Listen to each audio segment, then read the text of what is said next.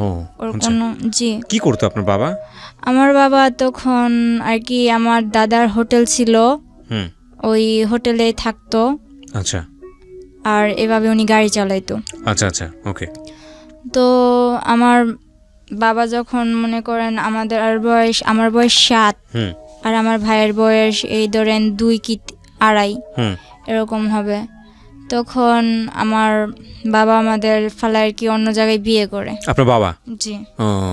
আমার বাবা আমার মার অজান্তেই অন্য জায়গায় বিয়ে করে। যখন আমার মা জানতে পারে আর কি, তখন জিজ্ঞেস করে তুমি কি এটা করছো? পরে আর আমার মার বিয়ের পর থেকেই মনে করেন যখন আমি হইলাম, আমার ভাই হওয়া অবধি ঠিক ছিল, যখন আমি হইলাম এরপর থেকে আমার মারে মারধর। আচ্ছা। মারে তো অনেক মারধর করছে। এরপর এরকম করে সংসার চলতেছে। আমার ভাইয়ের যখন 2 থেকে 2.5 বছর বয়স, আমার ধরেন 7 বছর বয়স, তখন আমার মার পারতেছিল না। এর মধ্যে আবার শুনছে যে বিয়ে করছে। তো আমার মার তো থাকার আর কোনো প্রশ্নই আসে না। আমার মা আমারে আর আমার ভাইয়ের নিয়ে কিচ্ছু না বলে নানু বাড়ি চলে আসে। এরপর আব্বু মনে করেন বিচার টিচার ডাকাইছে যে ও চলে যাবে কেন, ওরে বলো যে না যাইতে। তো আমার মা বললো তুমি এরকম করছো, তুমি বিয়ে করছো, শাদি করছো, আমার তো এখন আর কোনো দরকার নাই। তারপর যাই হোক মা গেছিল, আমাদের নিয়ে গেছিল বাবার বাড়িতে। যাওয়ার পর মারে আবার অনেক মারধর করতো। আর মারধর করতো, যতবার মারধর করতো আমার ভাইটার অনেক আদর করতো, কিন্তু আমার সামনে রেখে মারধর করতো। তো আমার ভাই যখন মনে করেন অনেক ছোট ছিল, তো আমার ভাইও তেমন একটা খানা দানা ঠিক মতো পাইতো না, আর আমার তো দেখতেই পারতো না আমার বাবা। তো আমার মা এসব সহ্য করতে না পারে আমার নানু বাসায় চলে আসে। নানু বাসায় চলে আসার পর ওই সময় আমার নানু অনেক গরিব ছিল, ওই ধানের মেলে কাজ করতো। আমার 2টা মামা আছে আর 3টা খালামুনি। তো আমার বড় খালামুনি অনেক আর কি জুয়া খেলে, এরকম হাজব্যান্ডের কাছে ওনার বিয়ে হয়েছিল। তো ওই খালু জুয়া খেলতো প্রায় সময়। আমার খালা এই বাসায় থাকতো, বেশিরভাগ নানু বাসায় থাকতো। আবার আমার মার কপালে এরকম হইলো। আর মেজু খালায়ও যদিও একটু আল্লাহ দিলে ভালো নামাজি কালামি ব্যক্তির কাছে বিয়ে হয়েছে, কিন্তু উনি বাবার বাড়ির কথা শুনতে পারতো না। তো উনি মোটামুটি শান্তিতে ছিল। তো আমার মা ভাবতো যে আমার বড় বোনটা এভাবে কয়েকদিন পর পর বাবার বাসায় এসব থাকে। আমার ভাই 2টা, একটা মই চাষ গেছে। আচ্ছা। আর মই চাষ গেছে আমার মার আমার মা যেমন কিছু আমার বাবার সংসারে থাকতে টুকিটাকি যেগুলা রাখতো ওগুলা জমাইতো বাবারে না জানায়া। তো ওইভাবে জমাইতে যেমন অনেকগুলা টাকা করে মামার দিছে। তো মামা ওদিক থেকেও গেছে, মামা নিজেও কিছু জোগাড় করে গেছে। তারপর মনে করেন মামা মই চাষ, ছোট একটা খালা আছে, ছোট একটা মামা আছে, আর আমরা 2 ভাই বোন। এর মধ্যে বড় খালাও মনে করেন এই বাসায় থাকে, আমার মা ওই বাসায় থাকে। তারপর বড় খালার ঝামেলা শেষ করে বড় খালার বাসায় পাঠাই দিছে। আর আমার আম্মু বলতেছে, আমার আম্মু তখন কাঁথা সেলাইতো। আচ্ছা। কাঁথা সেলাই করে সংসার করতো, দর্জি কাজও জানতো, টুকটাক করতো। পাশের বাড়ি একজন বুদ্ধি দিল যে তুই বাইরে চলে যা। আপনার মাকে বুদ্ধি দিল? জি। তখন কি বাবার সঙ্গে থাকতো না আলাদা হয়ে গেছে? না, তখন তো আমার মা আলাদাভাবে আইসা পড়ছে। আচ্ছা আচ্ছা। মানে আপনারা কি মার সঙ্গে থাকতেন না বাবার সঙ্গে? মার সঙ্গে থাকতেন 2 ভাই বোন। এর মধ্যে আবার অনেক কিছু হয়েছে কি, যখন আমার মা আইসা পড়ে তখন 3 মাস পর আমারে আবার নিয়ে যাওয়া হয় আমার বাবার বাসায়। হ্যাঁ, আমার ভাইটা দুধের বাচ্চা, আমার ভাইটারে নিতে পারে না।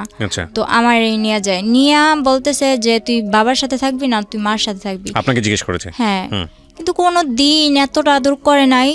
আমার দাদু বাড়ির সবাই আমারে যতটা আদর তখন আমারে করছে যে তুই আমাদের সাথে থাকবি, মানে আপনাকে রাখার জন্য মূলত। কিন্তু আমার রাখতে পারে নাই। মানে আপনি ডিসিশন দিয়েছেন আমি মার সঙ্গে থাকবো। আমি ওদের কাছে বলছি হ্যাঁ থাকবো, যখন বলতাম যে না থাকবো না তখন রাইগা যাইতো আর কি, একরকম করতো আমার সাথে। পরে যখন বিচার বসলো তখন আমি বললাম আমি মার সাথে থাকবো। আপনি নিজে থেকেই বলেছেন? তখন কি স্কুলে যাইতেন? মানে ওই বয়স ছিল না? কয় বছর বয়স? তখন আমার বয়স 7 বছর। ও আচ্ছা, তার ক্লাস 1 2 তে পড়ার বয়স। পড়াশোনা করতেন? হ্যাঁ, তখন আমি 3 তে পড়তাম। ক্লাস 3 তে পড়তেন। তো আপনি যেটা বলছিলেন যে আপনার মাকে বুদ্ধি দিল যে বিদেশ চলে যাওয়ার জন্য। হ্যাঁ, তারপর ওই আমার মা কি করলো, আমার মা মামারে জানাইলো যে আমি তো বাইরে যাবো, কিছু করতে পারবি কিনা। মামা ডাইরেক্ট বললো না। মা বললো আমার কিছু টাকা পয়সা লাগতো, এখন যদি তোরা না করে দেস তাহলে আমি কার কাছে যাবো, তোকে যে সময় প্রয়োজন ছিল আমি কি তোকে হেল্প করছি না আমার সংসারে থাইকা, এখন তোরা কিছু কর। তো আমার মামা ডাইরেক্ট না করে দিল। পরে আমার নানু বুঝাইলো যে দেখ তো মেয়েটা কই যাইব। এটা বুঝানোর পর মামাও কিছু দিল। তারপর হইলো যে মা এই কাঁথা সেলাই করা, দর্জি কাজ করা, মনে করেন 7-8 মাসে কিছু জোগাড় করলো। জোগাড় করার পরে মা এইসব দিয়া ওই সেন্টারে এদিক সেদিক যাইয়া মনে করেন কিছুদিন পর মা বিদেশ চলে যায়। তখন আমি 8-এ পড়ি। আচ্ছা, ঠিক আছে। তো আপনাকে রেখে যায় কোথায়? আমার নানির কাছে রেখে যায়। নানির কাছে রেখে যায়, ঠিক আছে। নানির কাছে ছোট মামা ছিল বাসায়, আর ছোট খালা ছিল। তো আর আমার ভাইটারে আর আমার নানির কাছে রেখে যায়। আমার মা যাওয়ার 3 মাস পর আমার নানি মারা যায়। ওহো। আমার নানি মারা যাওয়ার পরে মনে করেন এখন তো আমার ছোট খালাটা সংসার হাল ধরলো। আমরাও খুব ছোট ছোট ছিলাম। তখন আমার মাদ্রাসায় দিল, স্কুল থেকে আইনা মাদ্রাসায় দিল। তখন ক্লাস 5-এ পড়ি। 5-এ পড়া অবস্থায় মনে করেন এখন আমার সামনে পরীক্ষা, এর মধ্যে আমার নানু মারা গেছে। আবার বলতেছে আমার ছোট খালামণির বিয়ে ঠিক হয়েছিল, 40 দিন যাওয়ার আগে বিয়ে দিতে হইব, নয়তো 40 দিনের পরে 18 মাস যাওয়ার আগে বিয়ে দিতে হইব। এগুলো কি বলেছে? এগুলো আর কি আশেপাশের লোকজন, হ্যাঁ আশেপাশের লোকজন বলে যে মরার 18 মাস এগুলা বাছাবাছি করে আর কি ওনারা। তো এগুলা বলার পর কিছু করার নাই। নানির 40 দিন যাওয়ার পর 18 মাস যাওয়ার আগে আর কি 2 মাসের মধ্যে আমার খালামণিরও বিয়ে দিয়ে দেয়। তখন আমার কেবল 8 বছর, আমার ভাইটা 3 বছর। এরপর আমার নানু কি করবো, কিছু তো করার নাই। তো বড় খালার বড় মেয়ে যেটা আছে ওরে আনে, ও স্কুলে পড়তো। ও তখন এসএসসি দিছে, কলেজে ভর্তি হবে এমন সময় ওরা আইনা পড়ে। তো সংসারের হালটা ধরার পর মনে করেন কোনো মতে সংসারটা চলতেছে। তো হঠাৎ করে আমার ওই বোন মনে করেন কিছুর থেকে কিছু হইলে আমাদের দুনো ভাই বোন, আমার ভাইটা যে বাচ্চা, আমার ভাইটা কিন্তু এখন শুকায় গেছে, কিন্তু ছোটবেলা এত কিউট ছিল। আমার ভাইটার দেখলে সবাই যে না দেখবো ও আদর করতে চাইবো, এরকম মোটা টোটা ছিল। আমার ওই ভাইটার দিকে তাকায় ওর একবার মায়া হয় নাই। ও শুধু শুধু মারতো, কথা থেকে কথা হইলেই মারতো, আর আমার তো কোনো কথাই নেই। ওরে আনা হয়েছে এই সংসারের কাজ করার জন্য। আমার মা বিদেশ থেকে ওর জন্য এক্সট্রা খরচ দেয়। আমার মামারা বলে দেখ মুক্তি তোর যা লাগবো আমাদের বলবি, কিন্তু ও দুনো ভাই বোনের যাতে কষ্ট না হয়। তখন মনে করেন আমার বোনটা কিছু থেকে কিছু লেগুতো, যা তোর বাবার কাছে যা। বাবার কাছে পাঠাইতো, বাবা বলতো আমার কাছে আসছোস কেন, ডাইরেক্ট আমার কাছে আসার কি দরকার, মার কাছে থাকবি মার কাছে যা। মাও মাঝে মাঝে ফোনে বলতো তোর বাবার কাছে যা দেখ কিছু বলে কিনা, ওখানে থাকতে পারিস কিনা, এরকম কিছু বলতো মা। তো আমার মা ক্লাস 8-এ পড়েন তো? না, তখন 5-এ পড়ি, পরীক্ষার সামনে। আচ্ছা। তো এরকম করতে করতে আর কি সারাদিন কাজ করতাম, শুধু আমি ক্লাসটা করার টাইম দিত আমারে, আর বাকি সময় শুধু ঘরের কাজ করতো।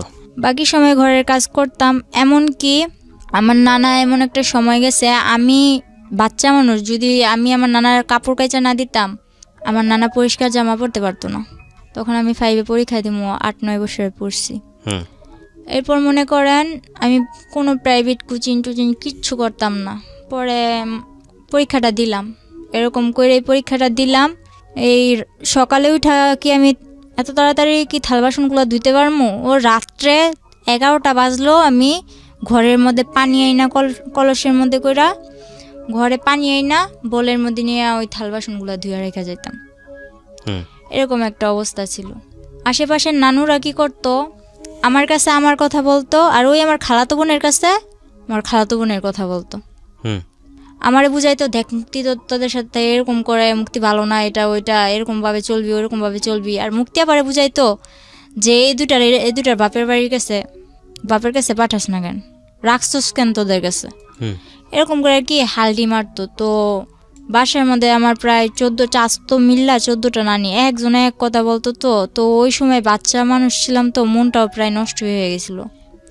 পরীক্ষাটা দিলাম ইনশাল্লাহ। ওর বোন একটা, আমার খালাতো বোন আরেকটা, মুক্তির ছোটটা আমার সাথে পরীক্ষা দিছে। ওর থেকে ভালো ভালো নম্বর পাইছি। কিন্তু দুর্ভাগ্যবশত আমার শেষ পরীক্ষা যেদিন, ইসলাম ধর্ম পরীক্ষার দিন, আমার অ্যাক্সিডেন্ট হয়। ওকে। যে অটো দিয়ে গেছি ওই পুরো অটোটা অ্যাক্সিডেন্ট হয়, কিন্তু আমার বেশি হয়। আমার ডান হাতের এই আঙুলটা ভাঙা যায়।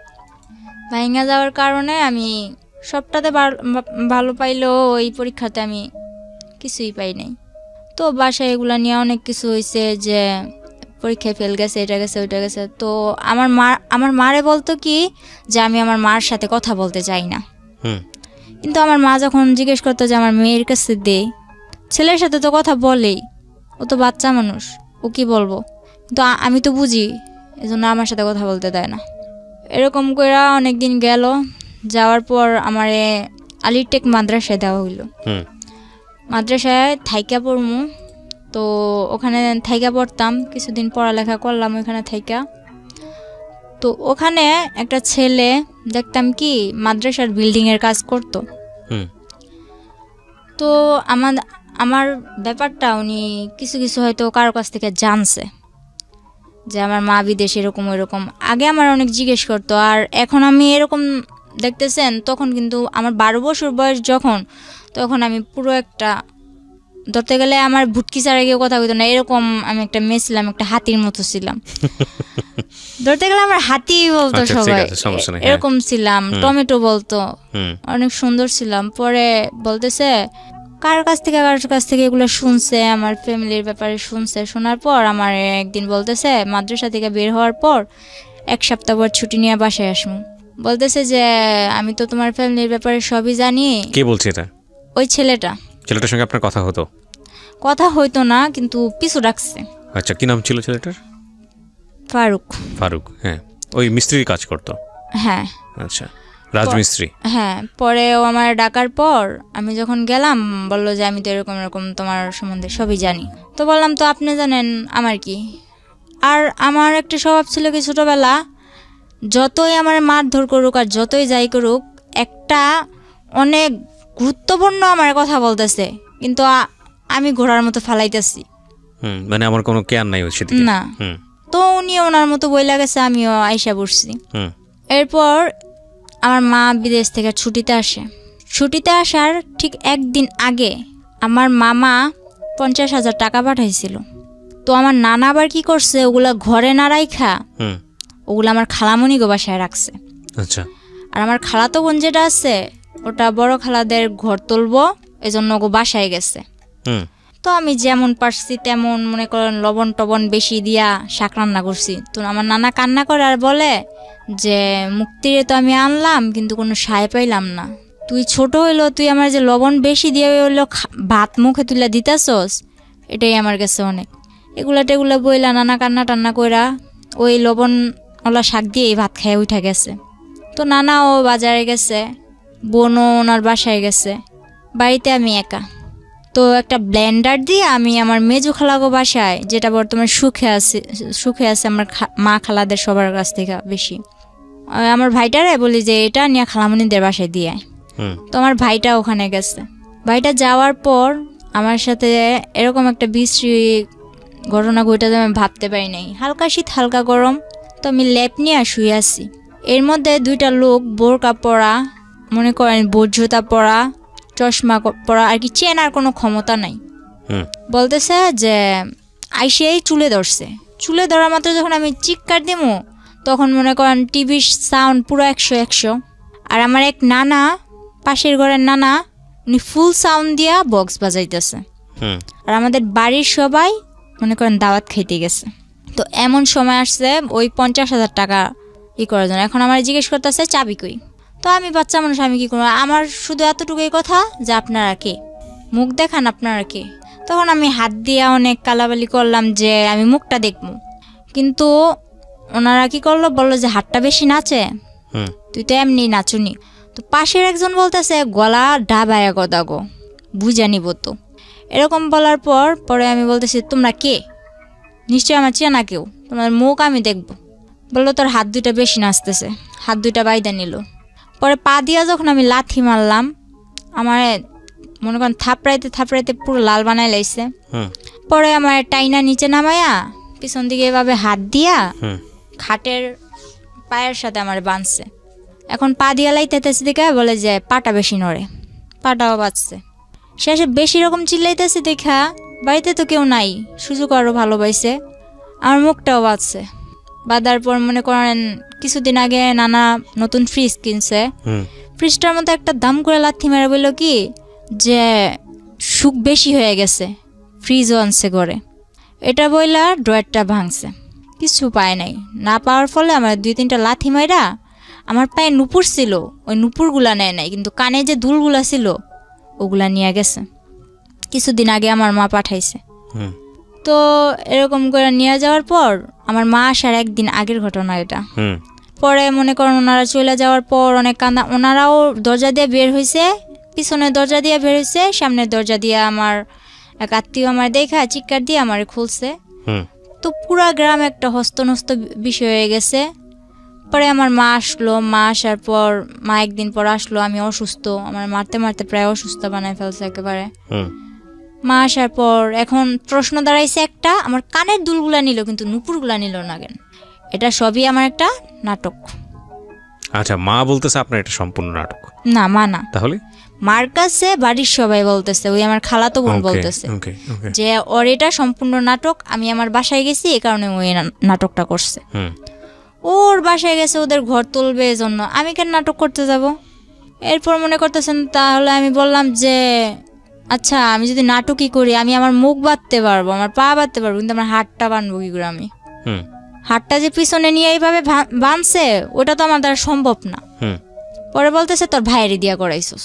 তো আমার ভাই তো না না না আমি এই কাজ করি নাই, আমি কেন করবো, আমি তো খালামুনিকে বাসায় ছিলাম। এখন আমার মা আসছে, আমার মার সামনে তো আমার মারতেও পারে না, কিছু করতেও পারে না, খালি চোখ রাঙায়। তো মা কিছু অনেকটা না বুঝতে পারলো, কিছুটা অন্তত বুঝতে পারছে। মা বললো যে মুক্তি কি হয়েছে, তুই এরকম করতেছিস কেন? কয় না কিছু হয় নাই। পরে বললো যে খালামুনি আমার জন্য আনছো কি? তোমার তো আমি চেন আনতে বলছি। তো আমার মা তেমন কিছু আনতে পারে নাই। ওই মুক্তি আপার আম্মু যেটা আমার বড় খালামুনি, ওনারই মাথায় পানি জমছে। তো ওখানে আমার মা 40,000 টাকা দিয়া দিছে।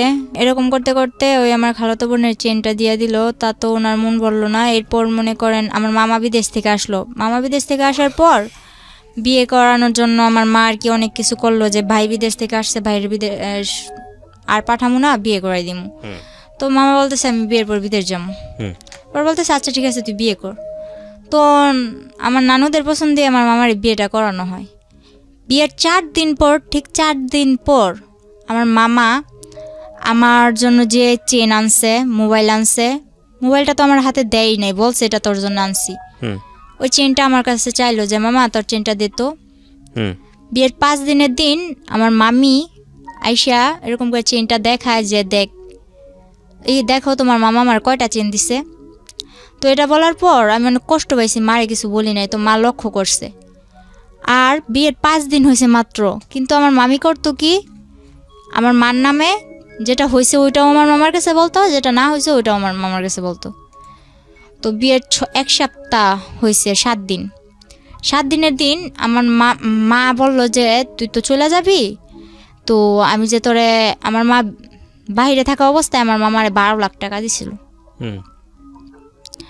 ওই আমার মামা আর কি আফ্রিকা যাওয়ার পথে মনে করেন দালালেরা বিক্রি করে দিছিল। তো টাকাগুলা দেওয়ার পর আমার মা বলতেছে যে ওগুলার কি করবি। তো এগুলা নিয়ে ওনাদের ভাই বোনেদের মধ্যে কি কথা কাটাকাটি হয়েছে আমি জানি না। আমার মারে অনেক মারলো। তখন সন্ধে মারতে মারতে আমার মার ভিতরে শুধু সেমিস্টার ছিল। আপনার ভাই মানে আপনার মামা? আমার মামা, আমার মার ছোট। ঠিক আছে, তখন যখন আমার মার এই অবস্থা করছে, বাহিরে কিন্তু অনেক লোক, চেনা অচেনা অনেক লোক। আমি যখন আমার ওন্নাটা আমার মার গায়ে দেই, তখন আমার মামা আমার দিকেও আকর্ষণ করে, হাত বাড়ায়। তখন আমার মা বলে যে দেখ তুই আমার যা যা করছস, আমার মেয়েটারে কিছু করিস না। এটা বলার পর আমার মামা একটা ইস্যু ধরলো কি, যে তোর মেয়ে তো ছেলেদের সাথে লাইন করে। তখন আমি বুঝতাম না কোনটা লাইন করা বলে আর কোনটা ফাইন করা বলে, এত কিছু বুঝতাম না। ছেলেদের বিষয়টা তখন আমার মাথায় ছিলই না। ওই কার থেকে শুনছে যে ওদিকের ফারুকের সাথে আমি কথা বলি, এতটুকুই। এরকম করে বলার পর আমার মা রাগের মাথায় হয়তো তোর যখন কেউ স্যাপ ফালাইব না তো তুই দেখাই দি। আপনাকে বললো? এই কথাটা আমার মা বলছিল, কিন্তু এখন আমার মা বলতেছে যে আমি এরকম কিছু বলিনি। যাই হোক, আপনাকে এটা বলার পর আপনি কি করলেন? পরে আমার মনে একটাই জিদ কাজ করতেছিল যে আমার মা আমার এটা বলছে, আমার মামা আমার মারলো, কেন মারলো, এই যেটাই কাজ করতেছিল। তো একদিন ওই ফারুক কার থেকে জানি নাম্বার নিয়ে আমার মার মোবাইলে ফোন দিল।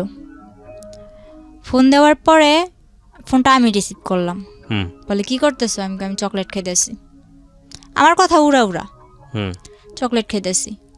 পরে বলতেছে যে তুমি তো মাদ্রাসায় আসো না, কি ব্যাপার? পরে আমি বলতেছি যে আসি না আসি ওটা আমার ব্যাপার। পরে যখন আমার মা চিল্লাচিল্লি করতেছে, মা কান্নাকাটি করতেছে, এটা দেখে বলতেছে কয় আসো চলো আমরা একদিন ঘুরতে যাই। তো আমি কই আমি তোর লগে কই ঘুরতে যাম? তুই কি আমার বিয়ে করবি? তুই কি আমার বিয়ে করবি যে তোর সাথে আমি ঘুরতে যাবো? উনি কি তুই তো করে করতেন নাকি ঘটনার পরে তুই করলেন? তুই করেই বলতেন? না, ওরা আমি তুই করেই বলতাম। আচ্ছা, তারপর? পরে বলতেছে হ্যাঁ তোমায় আমি বিয়ে করবো। তো আমি বললাম আচ্ছা ঠিক আছে রাখ, এতটুকুই। তো ও এই কথাটারে মনের ভিতর গাইথা নিছে যে তুই কি আমার বিয়ে করবি, কিন্তু আমি কিন্তু এত কিছু মনে করিনি। এরপরের দিন 14ই ফেব্রুয়ারি, ঠিক আছে, ওই দিন 14ই ফেব্রুয়ারি ছিল। মাদ্রাসায় তেমন কোনো অনুষ্ঠান ছিল না, কিন্তু আর কি বান্ধবীরা একরকম জামা পরা, তারপর হইলো যে সব একরকম ড্রেস পরা কিছু একটা আর কি খাবার দাবারের আয়োজন করবো এরকম। তো 14ই ফেব্রুয়ারির দিন আমি বাসা থেকে বের হই। মনে করেন মোটামুটি আমার হাতে আংটি ছিল, ব্রেসলেট ছিল, পায়ের নুপুর, পায়ের আংটি, গলায় চেন, দুল এসব ছিল স্বর্ণের। তো এগুলা পয়রা টয়রা বের হয়েছি। তো আমার মার, আমি একটা মেয়ে, আমার মার তো অনেক আউস আছেই না। তো আমি অনুষ্ঠানে যাইতেছি, আমার মা নিজের হাতে আমার সাজাই দিছে। তো যাওয়ার সময় আমি আমার মার কাছে টাকা চাই। আমার মা বলে যে টাকা নাই। আমি আমার মার আবার মামা মারার পর দাঁত ব্যথা হয়ে গেছিল, বলতেছে 500 টাকা আছে, এই টাকাটা নিয়ে আমি যাম, ডাক্তার কাছে যাম। তো আমি বললাম আমি এটা নিয়ে যাম। মা বললো না। তো আমি বলতেছি আমি এটা নিয়েই যাম। মা বলতেছে না, এটা বলে মা মাঠে গেছে। তো মাঠে যাওয়ার পর আমি ওই টাকাটা নিয়ে মাদ্রাসায় যাই। মাদ্রাসায় যাওয়ার পর ওখানে তেমন কিছু হয় না। মাদ্রাসায় যাওয়ার পথে ওই ফারুক বলতেছে কি হলো তোমার গাল টাল এরকম লাল কেন? পরে বলতেছে গাল টাল লাল কেন? এর আগের দিন আবার মার সাথে ঝগড়া লেগে আমার খালামুনি আমার 2-3টা থাপ্পড় দিছিল। কোন ক্লাসে পড়তেন তখন আপনি যখন এই তখন আমি 6-এ। এত অল্প বয়সে? আচ্ছা, 6-এ। পরে মনে করেন 7-এ প্রায় উঠমু। তখন ও কি করলো, ফেব্রুয়ারি দিকে ও বললো যে চলো কই তোমার ডাক্তার কাছে নিয়ে যাম। তো আমি বললাম ডাক্তার কাছে যাবো। তখন ওই সময় আবার আমার মা, মনে করেন তখন আমার মা দেশে ছিল কিন্তু বাইরে যাওয়ার উদ্দেশ্যে। তো আমার মা বলতেছে যে আমি তো চলে যাবো, তুই তাড়াতাড়ি চলে আসিস। তো বলতেছে যে চলো। তো আমি বললাম যে কই যাবো? কই ডাক্তার কাছে। তো আমার একটা অভ্যাস ছিল কি ছোট থেকে, আপনি আমি চিনি না জানি না, আপনি যদি বলেন যে আয় ঘুরতে যাবো, ঠিক আছে আমি ঘুরতে যাবো, আপনি যেই হন ঘুরতে তো নিয়ে যাবেন। পরে মনে করেন এরকম করতে করতে ও 2-3 বার বলার পর ওই 14ই ফেব্রুয়ারির দিনই ও আমারে বলল যে তুমি আসো। তো আসতে বলল। এরপর আমার কিচ্ছু মনে নাই। ও নাকি ও আমার নিয়ে যাওয়ার পর আর কি বলছে যে আমার ডাক্তারের কথা বলে ও নিছে, কিভাবে নিছে, কোত্থেকে নিছে এটাও আমার মনে নেই। ও আমার নিছে যখন আমি গাড়িতে, তখন আমি ওরে বলতেছি যে কিরে তুই আমার কই আনছস, আমি এখানে কেন? তো গাড়ির মধ্যে আমি অনেক বড় একটা চিল্লাচিল্লি আর কি মানুষ জড়ো করে নিছি। তখন আমি কক্সবাজারের ওদিকে আমার নিয়ে চলে গেছে, কক্সবাজার অবধি, কিন্তু আমার হুঁশ নেই। ডাক্তারের কথা বলে আপনাকে কক্সবাজারে নিয়ে যাচ্ছে? কিন্তু আমি যে গাড়িতে উঠছি এটাই তো আমার মনে নেই। কিছু একটা খাইয়েছে আপনাকে? কি করছে তাও আমি জানি না। আচ্ছা।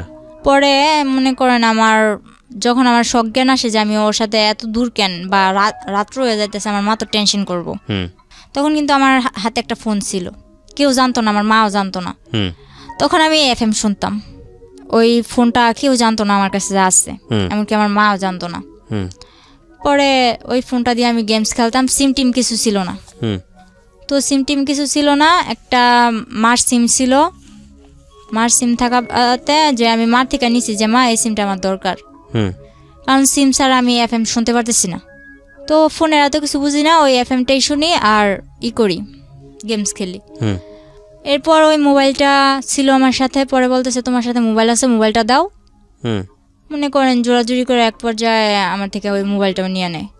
পরে আমি যখন চিল্লাচিল্লি করে মানুষ জড়ো করি, তখন ওর বাসায় ফোন দিয়া কিভাবে কি ম্যানেজ করলো জানি না, ওর বাসার লোক বলল যে আমি ওর খালামণির মেয়ে, রাগ কইরা চলে আসছি ঢাকা, আমার নানু বাড়ি, রাগ করে চলে আসছি। এখন উনি আমার মা বলতেছে, ওর খালামণি বলতেছে যে ওর খালামণি আমার মা, ওর মা এখন বলতেছে যে আমার যাইতে দিতে। আমি একটু পাগলা টাইপের, আমার কিছু মনে থাকে না, তো আমার জিজ্ঞেস করতেছে তোমার বাড়ি কই। তখন আমি এটাও বলতে পারতেছি না যে আমার বাড়ি কই। মানে এটা কোথায় নিয়ে গেছে আপনাকে? এটা তখন কক্সবাজার। কক্সবাজার কার বাসায়? গাড়িতেই।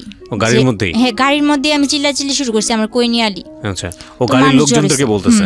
আচ্ছা। পরে এক পর্যায়ে ওরে গাড়ির লোকগুলা ছেড়ে দেয়। ছেড়ে দেওয়ার পর চকরিয়া ওর খালাতো ভাই রুবেল ওর বাসায় নিয়ে, মনে করেন আমার 2 ঘন্টাও রাখতে পারে না। আমার পাগলামানি দেখে কি আমি বাসায় যাবো, আমি বাসায় ফোন করবো। তখন তো আপনি জানতেন না যে আপনি কই যাচ্ছেন, কোথায় যাচ্ছেন? হ্যাঁ, তখন ওটা কোন জায়গায় এটাও জানতাম না, কিন্তু ওরা কি বলতেছে আমি কিছু বুঝতেছি না। আমি খালি হা করে তাকায় থাকতাম। তো এক পর্যায়ে ওর মামাতো ভাই আর মামাতো ভাইয়ের বউ আমার বুঝাইলো, দেখো সামনে ওই পুলিশ ক্যাম্প দেখছো, যদি এখন তুমি এমন করো তাইলে মনে করো বলবে যে তুমি কোত্থেকে আইসো না আইসো, তোমার এদিক থেকে ধরে নিয়ে যাইয়া ওদিকে অনেক মারপিট করবো। ও আমার কি করলো, এইসব বুঝাই টুজায়া বললো যে চলো আমরা বিয়ে করবো। তো আমি বললাম বিয়ে কয়ে কারে, আমি এসব বুঝি না, আমি বাসায় যাবো। আচ্ছা ঠিক আছে, তাহলে তুমি এক জায়গায় চলো, ওই জায়গা থেকে কাজ শেষ হইলে তুমি তোমার বাসায় যাইবা, আমি নিজে নিয়ে দিয়ে আসবো। তো এদিক দিয়ে আমার বাড়ির সবাই হয়রান, আমার মা ও বিদেশ টিদেশ যাওয়া বাদ, আমার মেয়ে কই। এদিক দিয়া মনে করেন আমার নানার ছোট ভাইয়ের ছেলে যারা আছে ওরা অনেক প্রভাবশালী, এলাকার মেম্বার চেয়ারম্যান, ওরাও মনে করেন কেস টেস কইরা মনে করেন একরকম অনেক কিছুই করছে আমার জন্য। পরে ওরে বলতেছে আমি বাসায় যাবো, এর মধ্যে আমার কিছুতেই বাসায় যেতে দিব না। পরে নিল কাজী অফিসে, তো আমি বুঝতে পারি নাই যে এটা কাজী অফিস। কয়েকটা লোক আসলো, ওর মা, ওর বাবা, ওর মামা, ওর আরো 2-1 জন আত্মীয় ওখানে সবাই উপস্থিত ছিল। তো আমার যে সময় বিয়ে হয় তখন কিন্তু আমি হাফ প্যান্ট পরি, এরকম অবস্থা। তো বিয়ে করে আপনাকে জোর করে আপনাকে বিয়ে করে? আমি ওর খালাতো বোনের সাথে খেলি, ওখান থেকে ডাক দিয়ে আমারে মনে করেন ও আমারে বিয়ে করে, কিন্তু আমি বুঝতে পারি না ওরা কি বলতেছে, এটা তো আমি বুঝি না। তো সবাই মিলাদ পড়তেছে, আমিও মনে করেন মোনাজাত ধরে মিলাদ পড়তেছি। আমার মোনাজাত ধরতে গেল, আমি মোনাজাত ধরলাম, আলহামদুলিল্লাহ বলতে বললো, আমি আলহামদুলিল্লাহ বললাম, কবুল টবুল কিছু না, শুধু আলহামদুলিল্লাহ। এরপর সবাই মিষ্টি খাইতেছে, আমিও চাই মিষ্টি নিলাম, খাইলাম, কিন্তু এটা যে আমার বিয়ের মিষ্টি আমি জানি না। তো এর পরের দিন যখন মনে করেন ওরে আর আমার এক রুমে থাকতে দেয়, ওর খালাতো ভাইয়ের বউ, ওর মাও আমারে বুঝায়, তখন আমি বললাম মানে কি, আমি তো থাকবো না। এরপর আমার অনেক কান্নাকাটির পর আমি আমার বাসায় যাবো, আর কিছু জানি না, ব্যাস এতটুকুই। পুরো একটা বিশৃঙ্খলা করে লাইছি, পুরো পাগল বানাই লাইছি। পরে বললো যে ও তো তোমার বিয়ে করা স্বামী, এখন যদি তুমি এরকম করো তাহলে তো তোমার পুলিশে দেওয়া হইব, তুমি স্বেচ্ছায় বিয়ে করছো, এখন তুমি এরকম করতেছো। তো আমি বললাম আচ্ছা, আমি যতটুকু জানি বিয়ে করতে আমার বাবার নাম লাগবো, মার নাম লাগবো, এগুলো কোথায় পারলি? আমার তো বিয়ে করছোস, কিন্তু এগুলো কোথায় পাইলি? পরে দেখলাম কি একটা ভুয়া, তখন আমার বয়স কেবল 12, অথচ আমার বয়স দিছে 22-এর উপরে। একটা জন্ম নিবন্ধনের কার্ড বানাইছে, গ্রামের নাম ও যেমন আমার গ্রামের নাম কুলকেতচর, কিন্তু ওখানে কুলকেতচর, আলিটেক এরকম করে আর কি অনেক ভুল। একটা জন্ম নিবন্ধনের কাগজ বানায়া কাবিন টাবিন কইরা 3 লাখ টাকা কাবিনে আমার বিয়ে করছে। 5 লাখ টাকা কাবিন, 3 লাখ টাকা উসুল, 2 লাখ টাকা বকে, এরকমভাবে আমার বিয়ে করছে। বিয়ে করার পর আমি বললাম এসব তো আমি মানি না। পরে আমারে মনে করেন অনেক বুঝায় টুজায়া বললো যে কি করবা। তারপর বললো আচ্ছা তুমি ওর সাথে থাকো, থাকার পর কয়েকদিন পর তোমরা আবার তোমাকে বাসায় চলে যাবা। আচ্ছা ঠিক আছে, ওর সাথে থাকলাম। মনে করেন ওর সাথে থাকার পর আমার প্রথম রাতেই মনে করেন আমি 1 সপ্তাহ হসপিটাল, আমার অবস্থা খারাপ। প্রথম যেদিন ওর সাথে এক ঘরে ছিলাম তখনই মনে করেন আমি 1 সপ্তাহ হসপিটাল। তখন ওর মা বাবা কি করলো, বললো যে আচ্ছা ওই বাসায় থাকা লাগবো না, তোর বোনের বাসায় ওরে নিয়ে চলে যা। তো আমার ননাসের বাসাটা পাহাড় অঞ্চলে ছিল, ওখানে ছিলাম। থাকার পর ওখানেও কয়েকদিন থাকার পর আমার শ্বশুর বলল ঠিক আছে এবার আমি গ্রামের কিছু মানুষ জানাইয়া বউরে ঘরে তুলে নিয়ে আসি। তো এগুলো করার পর গ্রামের কেউ মানে না, যে ও না জানায় বিয়ে করছে, ও বউ ঘর তুলতে পারবো না, এটা ওইটা। তো আমার শ্বশুর কেউ না জানাই আমার ঘরে তোলে, কেউ জানে না। পরে এক পর্যায়ে যখন আমার ঘরে তোলার পরে আর এখন আমার শাশুড়িও মানতে পারে না। আমার ননদ যেটা, আমার 7টা ননাস, 5টা ননাস, 2টা ননদ, 1টা ভাসুর। তো এরপর মনে করেন ওরা আমার মানে না। যখন ওরা কেউ না মানে তখন আমার শ্বশুর আর ও আমার অনেক সাপোর্ট করে। তো আমার বিয়ের 19 দিনের দিন ও আমার ফোন করতে দিছে আমার বাসায়। যখন আমি ফোন করছি তখন তো আমি দুনিয়া পেয়ে লাইছি, এই বুঝি আমার নিয়ে যাইব। তো আমি ফোন করার পর যে ঠিকানা দেই, ওই ঠিকানা দেওয়ার পরে মনে করেন ওরা আমার ওই জায়গা থেকে আবার অন্য জায়গায় সরায় নেয়। ওরা অন্য জায়গায় ঠিকানা দিলে আবার ওই জায়গা থেকে আবার আরেক জায়গায় সরায় নেয়, এই অবস্থা। তো আমার বাড়ির লোক ওই চট্টগ্রাম পুরা ভাইজা খাইছে আমার জন্য, কিন্তু কিছু আমার খুঁজে পায় নাই। পরে এক পর্যায়ে আমার বাড়ির লোক বলতেছে তুই তো মিথ্যা কথা বলস, তুই তো মিথ্যা বলছস, তুই চট্টগ্রাম নাই, তুই অন্য জায়গায় আসছস। পরে আমার বাড়ির লোকেরও আর বুঝাইতে পারলাম না, সবাই এক পর্যায়ে। আর আমার গ্রাম এমনকি আমার মাও জানে যে আমি প্রেম কইরা লাইন কইরা চলে গেছি। ওই যে ঝগড়া হয়েছে, মামা এই কথা বলছে, ওই মামার কথা ধরে আমি প্রেম করছি, প্রেম করে চলে গেছি। সবাই যখন জানে আমি প্রেম করে চলে গেছি, সবাই আমার কথায় কথায় এই কথাটা বলে। তো মাইনা নিলাম, আচ্ছা যাও আমি প্রেম করেই বিয়ে করছি, এখন কি করবো বলো। পরে এর মধ্যে জানি যে বুঝতে পারলাম আর কি আমার শরীরটা বেশি একটা ভালো না, কিছু খেয়ে পেটে রাখতে পারি না, আর মাথাও ঠিক মতো উঠাইতে পারি না।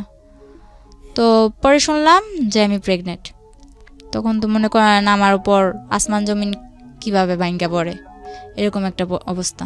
এরপরে ওরে বললাম, ওরে বলার পর ওর মা আর ওদের বাসায় নিয়া চালের বস্তার উপরে ফেলায় আমার মায়ের এই বাচ্চা নষ্টই করতে হইব, নষ্ট করতে হইব মানে নষ্ট করতে হইব। আমার এক বান্ধবী বলল, ওর সাথে আমি ফোনে যোগাযোগ করলাম। কত বয়স ছিল তখন বাচ্চাটার? তখন আমার বয়স ছিল, বাচ্চাটার বয়স 2 মাস। তারপর পরে মনে করেন আমার বান্ধবী বলল যে বাচ্চাটা নষ্ট করিস না, সবকিছুর দায় দিতে পারবি আল্লাহর কাছে। ফারুক তখন কি করতো? তখন ও হোটেল চালাইতো। ইন দ্য মিন টাইম কি আপনার বাড়ির সঙ্গে যোগাযোগ হয়েছে, কথাবার্তা হয়েছে? হ্যাঁ হয়েছে। মেনে নিয়েছে বাড়ি থেকে? আমার বাড়ি থেকে তো কেউ মাইনা নেয় না। আমার বাড়িতে কোন ক্লাসে পড়তেন তখন আপনি? তখন আমি ক্লাস 7-এ পড়েন। ওকে, ফারুকের সাথে আপনার বয়সের পার্থক্য কত ছিল? আমার যখন 12 থেকে 13, ওর তখন 20। বাচ্চা নষ্ট করার প্রসঙ্গে আসছিল। তারপর অনেক মারধর করলো। তখন আমার বান্ধবীর কথা শুনে আমি বাচ্চাটা নষ্ট করলাম না। তো বাচ্চাটা নষ্ট করলাম না ঠিকই, কিন্তু বাচ্চাটা নিলে যে আমার কি হইব ওইটা তো মাথায় আসে নাই। শুধু ওই যে বলছে যে এটা আল্লাহর কাছে দায় দিতে পারবি না, এটা বলার পর আমি নষ্ট করলাম না। আমার মারে ফোন দিয়ে বললাম, মা আমার এসে নিয়ে যাও। তখন যখন আমি বাচ্চা নষ্ট করতে না চাইলাম তখন বলতেছে ওরা, আচ্ছা ঠিক আছে আপনাদের মেয়ে আপনারা এসে নিয়ে যান। এটা বলার পর আমার মা আর আমার আপন মামা যারা, তারা এখন কি করছে, এই যে বললো যে আমি প্রেম করে ভাইগা এসে পড়ছি, এজন্য আমার মারে ঘর থেকে মাইরা তারাই দিছে, আবার মারছে। আমি চলে যাওয়ার পর আবার মারছে, মাইরা আমার মারে ঘর থেকে বের করে দিছে। তো বাড়ির পাশে আমার এক চাচাতো নানা ছিল, আমার নানার ফুফাতো ভাই আর কি। তো ওই নানা আমার মারে জায়গা দেওয়ার পর ওনাদের করে আমার মা থাইকা, এর মধ্যে আমার মা কি করলো, 4 লাখ টাকা দিয়ে একটা জায়গা কিনলো। আচ্ছা। তো জায়গাটা কিনছে ওই আমারই মামা লাগে মেম্বর, ওনার থেকেই জায়গাটা কিনছে। কেনার পর আমার মা ওদিকে ঘর দুয়ার তোলার ব্যবস্থা করতেছে। এর মধ্যে আমার আব্বু আবার আস্তে আস্তে আসার চেষ্টা করতেছে। পর মনে করেন আমার আব্বু প্রায় বলতেছে যে মেয়ে চলে গেছে, আমি আসি, এটা ওইটা। তো আমার মা বলতেছে না লাগবে না। আর মা যখন এটা বললো তখন বললা, আচ্ছা ঠিক আছে লাগবে না, তো আমার যাতে আর দরকার না পড়ে। তখন বললো আচ্ছা ঠিক আছে, তোমার দরকার না পড়লে নাই, তুমি আইসো না। পরে আমার মামা মনে করেন মারে মারধর করে বাড়িতে করে দেওয়ার পরে মা ওই মামাদের ওই নানাদের বাসায় উঠা জায়গা কিনলো, ঘর দুয়ার তুলতেছে। ঘর যখন উঠাবে এখনো ঘরের কিছুই করে নাই, শুধু চালটা দিছে। ওই সময় আমি ফোন দিয়ে বলতেছি আমার এসে নিয়ে যাও। তখন আমার নিয়ে আসার পর বলতেছে যে ওখানে যাইয়া আমার শ্বশুর শাশুড়ি বললো যে আমার মেয়ের যে স্বর্ণ গয়নাগুলো পরানো ছিল ওগুলা কই। তখন ওগুলা তো সম্ভবত আমার শাশুড়ি নিচ্ছে। তো আমার শাশুড়ি নিচ্ছে, আমি বললাম যে আমার শাশুড়ির কাছে। তো আমার শাশুড়ি বললো কই, আমার কাছে এগুলো কিছুই দেয় নাই। মা আমার নিয়ে আসা পরে, মা নিয়ে আসা ওই রাইতে আমার বলতেছে, যখন বুঝতে পারলো যে আমার কিছু একটা অন্যরকম, তখন বলল তুই বাচ্চাটা নষ্ট করে ফেল। বললাম যে আমার যে বাবু হইব তুমি জানলা কি করে? কয় আমি বুঝতে পারি, আমি তোর মা, তোর থেকে আমি হই নাই, আমার থেকে তুই হইছস। পরে মাও বললো এই কথা। মা এই কথা বলার পর আমি ফারুকরে কল দিলাম। কল দিয়া এক রাইতে বললাম এখন এসে আমার নিয়ে যান, আমি ভাড়া বাসায় থাকবো, কিন্তু আমি বাচ্চাটা নষ্ট করব না। বিয়ে তো মানুষের বারবার হয় না। তো আমার বিয়ে যখন হয়েই গেছে আর সবাই জানে যে আমি প্রেম করে বিয়ে করছি, ভাইগা যায় বিয়ে করছি, তো সবাই যেটা জানে জানুক, কিন্তু আমি বাচ্চাটা নষ্ট করবো না। আপনি আমার বিয়ে করছেন, এটা আপনার বাচ্চা, আপনি এসে আমার নিয়ে যান। ডিটারমিন ছিলেন একদম। তো তখন আমার বয়স অল্প ছিল। আমার মা কি করলো, যেদিন ফারুক আসলো এর পরের দিনই কিন্তু ফারুক চট্টগ্রাম থেকে রওনা দিছে। আসার পর আমার নিতে আসছে ওর এক বন্ধুরে নিতে আসার পর মা কি করলো, কিছু আয়োজন করে ওরেও খাওয়াইলো, বললো যে তুমি চলে যাও, আমার মেয়ে তো দিব না। তখন আমি বললাম যে আমি চলে যাম। তখন মা কি করলো, বাচ্চাটা নষ্ট করার জন্য আমারে পিল খাওয়াইলো। আমার গরম পানি করে খাওয়াইতে চাইছে অনেক জোরাজুরি করে, তো আমি গরম পানি করে খাই নাই। তারপর যখন এক পর্যায়ে আমার সাথে ধস্তাধস্তি করতেছে, পরে বললাম আচ্ছা খাবো, কিন্তু আমার ঠান্ডা পানি দিয়ে খাও। কিন্তু তখন আমি জানতাম না গরম পানি দিয়ে খেলে কী হয়, ঠান্ডা পানি দিয়ে খেলে কী হয়। কিন্তু আমি গরম পানি খামো না, তো আমার ঠান্ডা পানি দিয়ে খাও। ঠান্ডা পানি দিয়ে খাওয়াইলো, কিছু হইলো না। তো ওই রাতটা থেকে পরের রাত্রে আমরা আবার বাসে উঠলাম, শ্বশুর বাড়িতে যাই হোক শ্বশুর বাড়িতেই থাকবো। তো গেলাম, যাওয়ার পর ওখানে মনে করেন 3-4 মাস ভালোই কাটলো। কিন্তু আমার শ্বশুর বাড়িতে আমি ছোট অক্ষে সংসারের হাল ধরেন সবটাই ধরছি। সারাক্ষণ গরুর গোয়ালে পড়ে আছি, 4-5টা গরু পালতেছি, মুরগি তো মনে করেন খোয়ার ভর্তি মুরগি, হাঁস, গরু, ছাগল সব কিছু করতেছি। তো এর মধ্যে করলো কি, আমি বললাম যে আমি পড়বো, আমি পড়ালেখা করতে চাই। এ কথাটা আজও পর্যন্ত কেউ জানে না, এই যে আজকে আমি বললাম। আমার মা হয়তো শুনতেছে, আমার মাও জানে না। ও আমার এই স্কুলেও ভর্তি করাইছে, ঠিক আছে, ওর বোনের সাথে আমার স্কুলেও ভর্তি করাইছে। তো স্কুলে ভর্তি করানোর পর ওখানে আমি ঠিকমতো ক্লাস করতে যাইতে পারতাম না, যেহেতু আমার বাড়িতে সংসারে কাজ করা লাগতো। আমি রান্না বান্না করতাম, রান্না বান্না করে গরুর কাজ করতাম, সংসারের যাবতীয় যা কাজ করে যদি সময় পাইতাম তাইলে আমি ক্লাস করতে যাইতে পারতাম। তো ওই সুখটা আমার কপালে বেশি দিন সয় নাই। মনে করেন কিছুদিন পর এই কাজ নিয়ে একটা ঝগড়া হইলো আমার ননদের মধ্যে। আর আমার ননদ অনেক ছেলেদের সাথে মনে করেন ফোনে কথা বলতো, আবার টেসবুক এসব চালাইতো। তো ছেলেদের সাথে ওর অনেক ঘনিষ্ঠতা ছিল। পরে ও দোষ করতো, কিন্তু দোষগুলো আমার উপরে চাপাই দিত। আমার হাতে মোবাইল দিছিল তখন, ফারুক আমার হাতে একটা মোবাইল দিছে, ও বাইরে থাকলে আমার ফোন টোন দিত। তো কিন্তু আমি মোবাইলের কিছু বুঝতাম না। তো আমি বললাম কি যে তুমি যে আমার দোষটা পাও, তুমি পাইছো কি? যখন আমি একটু কড়াভাবে আমার ননদের আমি ধরলাম, তখন আমার ননদ আমার মারলো। ননদ আর শাশুড়ি মিলে দুইজনই মারলো। এদিক দিয়ে আমি কিছু খাইতে লইতে পারি না, শুকায় কাট হয়ে যাইতেছি। আমার তখন 5-6 মাস হয়ে গেছে, বাবু হবে কাছে আইছে ডেট।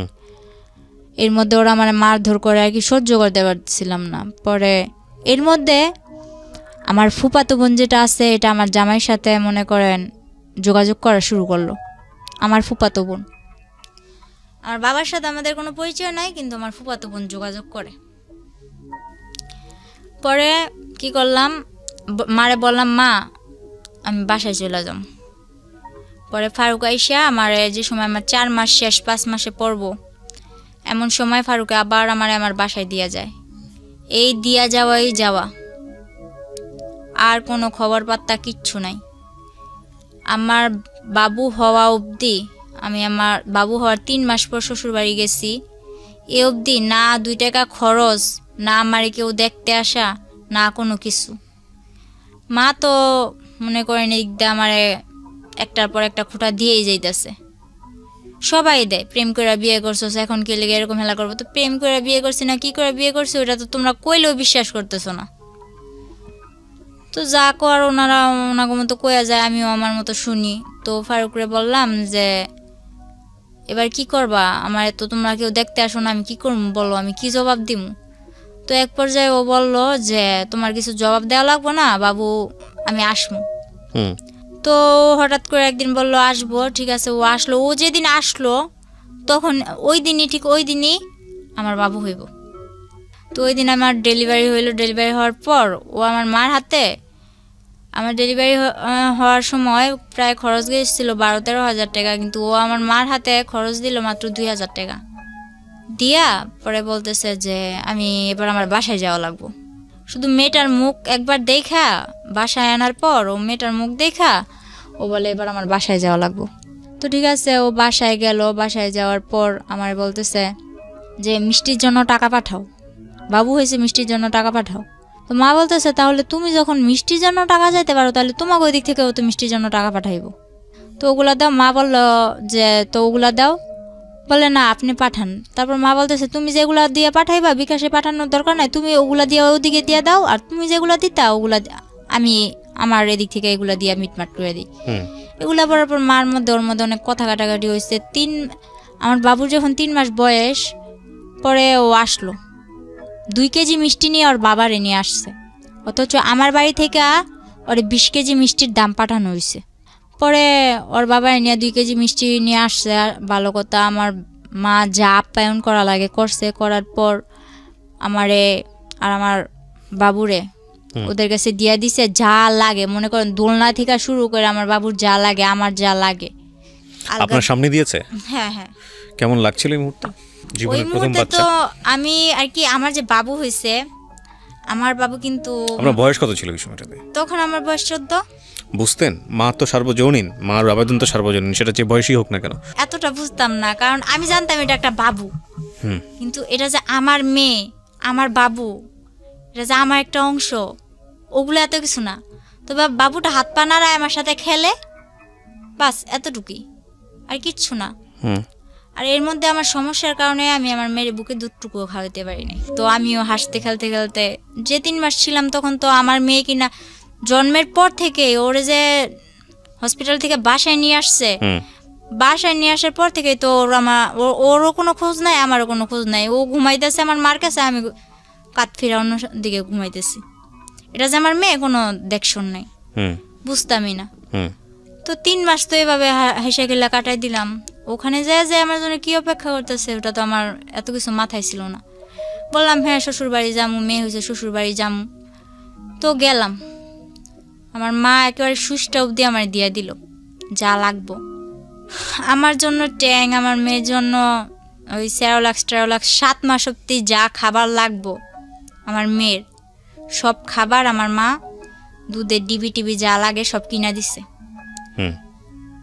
ওই বাড়িতে যখন পাটা রাখছি, রাখা মাত্র আমার শাশুড়ি কি করলো, কি আনছে পর যা নিছি আর কি, শুধু দোলনাটা ঘরের মধ্যে ঝুলাই দিছে, এই বিনে আর একটা সুতাও আমি চোখে দেখিনি।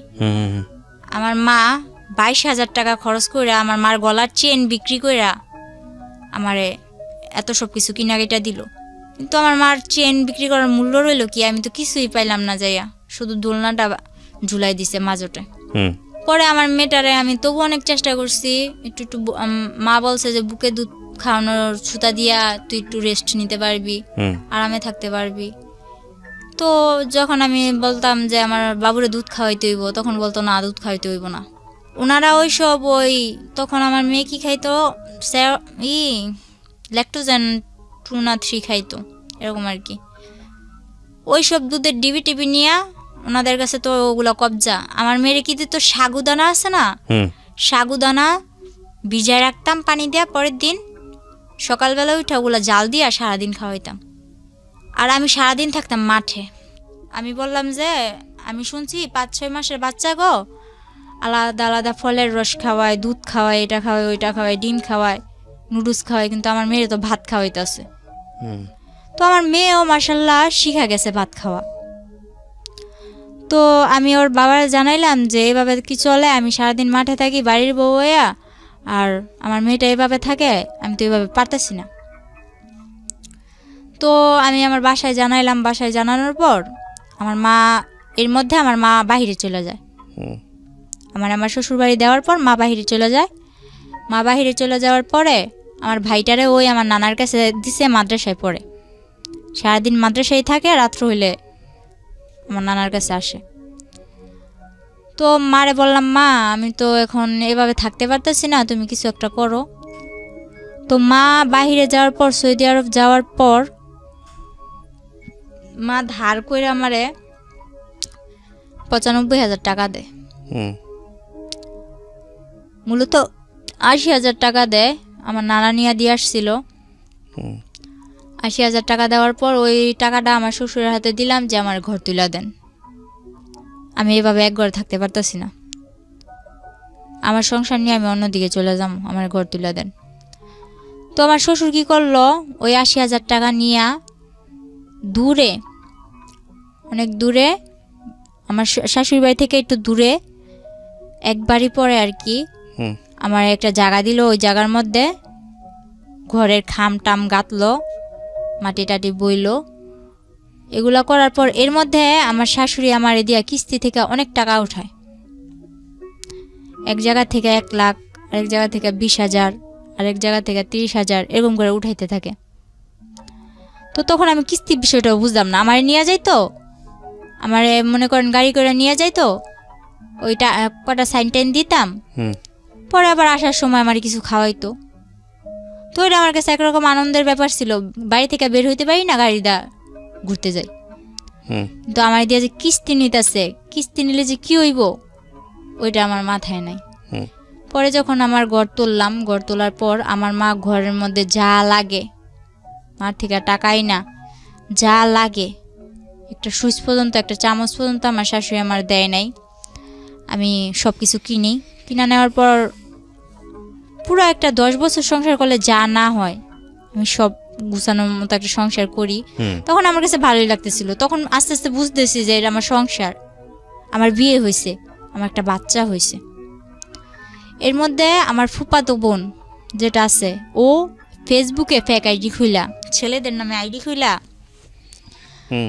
আমার হাজব্যান্ডের জানাইলো কি যে আমি তো মিমরে ভালোবাসি, ওর সাথে আমার রিলেশন ছিল, এখন তো আমরা পালাই যাম। তো ফারুক তো আমি বলতে পাগল ছিল। এটা যখন বললো আমার ফুফাতো বোন, তখন তো ও পুরা রাগ আমার ওপর, কিন্তু আমারে বলে না। এরপরে কি করলো, ও আমি যখন জিজ্ঞেস করলাম, এরপর বলে যে দেখ কি বলে এগুলা। তো তখন আমি আর কি টুকটাক ওই বাংলায় যে ইংলিশগুলো লেখে না, আমি ফটর বলে দিতাম। ও যে চ্যাটিং করে না, এগুলো আমি ফটর বলে দিতাম, তুমি এটা লিখতেছো, এটা লিখতেছো। কিন্তু আমি মোবাইল সম্বন্ধে কিছু বুঝতাম না। ও মেসেঞ্জারে চ্যাট করতো, আমি বলতাম। তো আমার বলতো তুই তো সবই পারস, দেখা যায়, আয় তোরে বুঝাই, এই যে মেসেঞ্জারে এই লোকটা তোরে এই যে এরকমভাবে বলতেছে, তোর সাথে আগে রিলেশন ছিল, এখন তোরা পালাই যাবি, তো ওর সাথে যোগাযোগ, তোর হাতের মোবাইলটা আমার দিয়ে লাবি, আর কেউ যোগাযোগ রাখতে পারবি না। আচ্ছা হাতের মোবাইল নিয়ে নাও, মাই যদি ফোন দেয় ইমুতেই তো দিব, আমার মাই বিদেশ থেকে একটু ফোন দিব, আমি তোমার লগে একটু আমার মার লগে একটু কথা গুম, আর তো কিছু না। তো মোবাইল আমি দিয়ে দিছি। এরপর ওই ফেক আইডি দিয়ে আমার ফুফাতো বোন কথা বলতে বলতে এক পর্যায়ে আমি বলি আচ্ছা ফোন দিতে বলো ওরে। তো আমার ফুফাতো বোন কারে ম্যানেজ করছে জানি না, একটা ছেলের দিয়া ফোন করাইছে। ওই মুহূর্তে ফোন করানোর পর আমার ফুফাতো বোন যাই অশান্তি লাগাইছে, লাগানোর পর আমারে মারধর করে আমার বাসায় দিয়া যায়। আচ্ছা, অনেক মারধর কইরা। তখন আমার মনে করেন এরকম অবস্থা করছে, আমার বাচ্চাটা ছোট ছিল, ও পাটা আছে না, শিল পাটা, আমি খাটের নিচে বসে রয়েছি, ও খাটের উপর দাঁড়ায়, ওই পাটা আমার মাথায় ছেড়ে দিয়েছিলাম। 7 দিন অব্দি আইসিইউতেও ছিলাম। আর ও যদি মারতো তাহলে বেশিরভাগ মাথায় মারতো, আর যে জায়গায় আমি কারোর কাছে বলতে পারবো না ওই জায়গায় মারতো। বলতো যে তুই যখন আমার হবি না, কার জীবনে আমি তোরা যাইতে দিব না, এরকম করে আমার মারতো। তো এক পর্যায়ে আমি 7 দিন আইসিইউ থেকে আসার পর আমি এখনো বলি নাই যে আমি 7 দিন অব্দি আইসিইউতে ছিলাম। কারণ আমার মা অনেক কষ্ট পাইব। পরে আমার বাসায় দিয়া যায়, আমার মেয়ে সহ দিয়া যাওয়ার পর আমার ভাইটারে নিয়ে আমি থাকি। এদিকে আমি বাসায় এসে দেখি আমার ভাই, ছোট ভাইরে আমার ভাইয়ের হাড় নিয়ে হইছে। হাড় নিয়ে হওয়ার পর আমার ভাই বয়স অনুযায়ী বিছনায় প্রস্রাব করে দেয়। আমার বাবা, যে বাবার সাথে আমার মার কোনো যোগাযোগ নাই, আমার ভাইয়ের এই রোগটার জন্য প্রথমত আমার বড় খালারে টাকা দিছে 40,000 ওর চিকিৎসা করতে। বড় খালাই করে নাই। মেজু খালাও ছিল, ও ওনাদের বাসায় গেলে ভালো মন্দ কিছু খাওয়াই দিত আমার ভাইটারে, ব্যাস এতটুকু। আর ছোট খালারে বিয়া দিছে, ছোট খালায় তেমন একটা আমাকে করে না। বড় মামার বউ আইছে, বড় মামায় তো বউর কথায় ওঠে আর বসে। নানার কাছে ও টাকা দিছে, নানাও চিকিৎসা করে নাই। শেষে না পাইরা আব্বুরে মায় কল দিছে, নাম্বার জোগাড় কইরা কল দিয়ে বলতেছে যে আমার ছেলে অসুস্থ, আমার ছেলের চিকিৎসা করো। আব্বুরেও টাকা দিছে মায়, মোটা অঙ্কের টাকা দিছে সবাইরেই, কিন্তু কেউ চিকিৎসাটা করে নাই। আমি যখন চলে আসার পর আমার মা আমার হাতে কিন্তু টাকা দেয় নাই। ওই মাসে যা লাগবো, ওই বললাম না যে আমার একটা মামা মেম্বার ছিল, ওনার কাছ থেকে মাসে 2-1,000 টাকা আনতাম, মনে করেন মোবাইল খরচ, তারপর হইলো যাইয়া এভাবে কিছু টুকটাক খাইতে মন চাইলে এসবের জন্য। আর বাজার যা করা লাগতো বাজারে ফোন দিয়ে কয়ে দিতাম যে রসুন নম্বর এগুলো পাঠাইতে কইছে, ওনারা পাঠাই দিত। মাঝে মাঝে আমি যাইয়া নিয়ে আসতাম। তো এর মধ্যে আমার বাড়িতে একটা উঠলো কি যে এই মেয়ে কেন এই বাড়িতে থাকবে, ও তো ভাইগা চলে গেছে। তো আমি যা করি ওই মেম্বরের জানাই করি, মেম্বরের কথা ছাড়া আমি উঠি বসি না। কিন্তু গ্রামের মানুষ আমার নামে আজে বাজে কথা বলা শুরু করলো। তো আমার ওই যে বললাম না এর আগে আমার একটা রোগ হয়েছে, ওই রোগটা আবার দেখা দিচ্ছে। আমার বাবু হওয়ার 1 বছর পর আবার দেখা দিল। দেখা দেওয়ার পর ওই রোগটা নিয়ে আমি অনেক দৌড়াদৌড়ি করতেছি, কবিরাজ বাড়ি, ডাক্তার কাছে, নারায়ণগঞ্জ ডাক্তার, ঢাকা এসে দৌড়াদৌড়ি করতেছি। তো তখন আমার মেয়েটারে আমার ছোট ভাই রাখতো, আমি একা একা দৌড়াদৌড়ি করতাম। তো সবাই বলতো এ মেয়ে তো আবার কোনো ছেলের সাথে চক্কর আছে, নয়তো এত রাত্রে এ মেয়ে বাড়ি ফিরে, রাত বাজে 8টা, এই 8টা বাজে, এই সকালবেলা যায় 8টা বাজে আসে, বা বিকালবেলা যায় রাত্রে 8টা বাজে আসে, এসব বলা বলি করতো। তো আমি বলতাম যে আমি এক জায়গায় গেছি, ওই জায়গায় আমার দেরি হইতেই পারে, ডাক্তারের বিষয়, সিরিয়াল আছে, কত কিছু আছে, বা রাস্তায় জ্যাম ট্যাম থাকে, দেরি হইতেই পারে। তো আমি যে সময় যদি দেরিও হইতো ওই মামারে জানাই দিতাম যে মামা আমার আসতে দেরি হইব, বা মামা আমি আইসা বসছি। তো ওই মামা সব কিছু ওদিক দিয়ে ঠিকই আছে, মামা বাগনির এদিক দিয়ে ঠিকই আছি, মেম্বরে আর আমি ঠিকই আছি। আর আমার মা যে কোনো সমস্যাও আমার মা আমার ওই মেম্বার মামার লগে শেয়ার করতো। পরে আমার মামা সব কিছু জানতো, কিন্তু এদিক দিয়ে আমার বাড়িতে এরকম আমার নিয়ে অনেক বড় একটা ঝগড়া হয় যে আমি অন্য ছেলে নিয়ে ঘুরতে যাই, আমার মেয়েরে আমার ছোট ভাইয়ের কাছে রাইখা, আমার ভাই অসুস্থ, আমার ভাইয়ের কাছে রাইখা যাই। তো এক পর্যায়ে আমি বললাম যে মা আশা করি তো আমার ভাইয়ের তো অনেক অসুস্থ, ওর তো অপারেশন করা লাগবো। আমি মারে না জানাই আমার ভাইয়ের এক্সরে করাই, রক্ত পরীক্ষা যা লাগে করাইছি। করানোর পর মারে বললাম, মা আবার ওই মামারে মা বললো যে ওর হাতে টাকা দিস না, কিন্তু কোন জায়গায় অপারেশন করব ওই জায়গায় তুই টাকা দিবি। তো আমার হাতে টাকা দিতে না করলো। পরে আচ্ছা ঠিক আছে, আমার হাতে টাকা দিত না। পরে আমার গাড়ি ভাড়া দিয়ে যে যামু ওই টাকাটাও আমার কাছে নাই। পরে মানুষের থেকে ধার করে নিয়ে গেলাম। যাওয়ার পরে ওদিকে যাইয়া ভাইয়ের অপারেশনটা করাইলাম।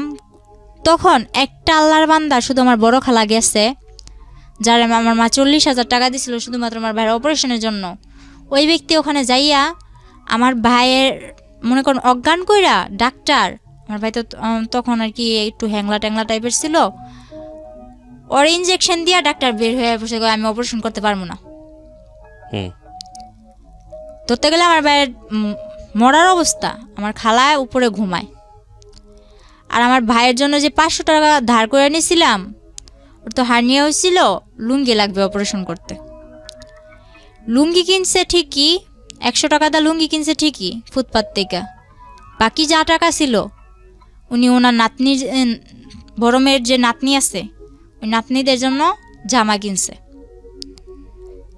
সামনে কি হইব ওইটা আর ভাবে নাই। তো আয়সা ঘুমাইতেছে, তো আমি যাই বলতেছি খালা খালা অপারেশন তো বন্ধ করে দিছে, আমার ভাই তো খারাপ অবস্থা, আমার ভাই তো মরে যাইব। আমার মেয়েটা আমার কোলে আছে, এই মেয়ে নিয়েই আমি আমার ভাই নিয়ে দৌড়াদৌড়ি করতেছি। তো পরে মনে করেন আমার খালায় তেমন একটা পাত্তা দিল না। এক পর্যায়ে যাই হোক কষ্ট সিদ্ধে আমার ভাইয়ের অপারেশনটা হইলো। অপারেশনটা হওয়ার পর ভাইটা নিয়ে কিছুদিন পর আমার হাজব্যান্ডের সাথে আমার যোগাযোগ হইলো। যোগাযোগ হওয়ার পর এর মাঝখানে আবার কি করছে, রাকিব নামে একটা ছেলে আমাদের গ্রামের পাশের গ্রামের, ওই ছেলে বলতেছে তোর মেয়েও আছে জানি, সবই জানি, কিন্তু তোরে তো আমি ছোট থেকে চোখে চোখে রাখছি, কিন্তু তোর এখন বিয়ে হয়ে গেছে, তোর বিয়ে হোক বাচ্চা হোক যাই হোক আমি তোর নিয়ে যাবো, আমি তোর বিয়ে করুম, সবাইরে জানাই বিয়ে করুম, এসব বলতো। আর ওর বোন আমার বান্ধবী ছিল নাকি, ও বলছে যে আমার বোন তোর বান্ধবী ছিল, তুই নাকি ছোট থেকে এই বলতি যে আমার স্মৃতি পাটি, আমার বিয়ের সময় স্মৃতি পাটি, তারপর বললো না কেন লোকে সব দিয়ে বিয়ে, ওই এগরা বেগরা ও বলতেছে। পরে মনে করেন ওই ছেলে পাগলের মতো ছিল, ওই ছেলের মা হাতে পায়ে ধরা কান্নাকাটি, এসব না মাথায় না নিয়া যখন ফারুক আবার আমার সাথে যোগাযোগ করা শুরু করলো, তখন আমি আবার ফারুকের বললাম আচ্ছা ঠিক আছে তুমি আইসা আমার নিয়ে যাও। তো আমার ভাইয়ের অপারেশন হয়েছে, কিছুদিন হইলো। আমার বাড়ির মানুষও মনে করেন আমি কোনোখানে গেলে এরকম বাজে বাজে কথা বলে, তো চারিদিক দিয়ে মনে করেন আমি একটা অশান্তির মধ্যে ছিলাম। তো আমি বললাম যে বাপের বাড়ির ইয়ের থেকে ওই শ্বশুর বাড়ির জ্বালেই বালা, এটা কইয়া মনে করেন এর মধ্যে আমার বাপেও আইছে, আমার বাপেও আইয়া মনে করেন আমার লগে বাজে বাজে ব্যবহার করে। তো মারে কইলাম তুমি ফোন দিয়া আব্বুরে আনছো কে, আব্বু তো এরকম বাজে বাজে ব্যবহার করে। তো মায়ে বলতেছে কষ্ট করে চল, আর একটা বছর পর তো আমি আইয়েই পড়ব। পরে আমি ফারুকরে খবর দিলাম, ফারুক এসে আমার নিয়ে গেল। নিয়ে যাওয়ার পর আমার অপারেশনের ভাই 2 মাসও হয় নাই, নিয়ে গেলাম ওখানে যাই, আমার ভাইয়ের ওষুধও বন্ধ। ওই যে আমার স্কুলে ভর্তি করাইছিল ওটা, তখন আবার আমি বললাম যে আমি শুরু করি, মোটামুটি শুরু করতেছি। তখন আমার ভাই ছোট, আমার ভাই তো অপারেশনের মানুষ, একটু একটু কিছু খাইতেই চায়। তখন আমি আলাদা করে চলে গেলাম, আমার সংসারে আমি চলে গেলাম। তখন অনেক একটা ভালো দিক ছিল আমার, মনে করেন 3টা মাস আমি যেমন জান্নাতের মধ্যে ছিলাম এরকম আমার মনে হয়েছে। আমার স্বামী, সংসার, ভাই, আমার মেনিয়া, আমি অনেক ভালো একটা দিক ছিল। ফারুক পরে 3 মাস পর কি হইলো, ওর মা ওরে কি বুদ্ধি দিছে জানি না, 3 মাস পর ও হঠাৎ একদিন রাত্রে আমার ভাই বলতেছে যে আপু তোমার ঘরে কারেন্ট গেছে, গরম লাগতেছে, আমি তোমার শ্বশুর ঘরে যাই শুই। তো গেল আমার ভাইয়ের, আবার আমি ওখানে নিয়ে মাদ্রাসায় ভর্তি করে দিছি। তো ওর পড়ালেখা নিয়ে ওই ব্যস্ত। তারপর আমি আর কি বই নিয়ে বসছি, আমার শ্বশুর আসছে এর মধ্যে, বলতেছে কিরে পড়স, বলতেছে হ্যাঁ পড়ি। পরে বলতেছে আচ্ছা ঠিক আছে পড়, আমি কি বসে থাকবো, আমি কই না। কয় ফারুক কে আইসে, আমি কই না আসে নাই। পরে আমার শ্বশুর আরে ফোন দিয়ে বলে তুই কই, বলে আমার আসতে দেরি হইব, তোমরা যাই ঘুমাই পড়ো।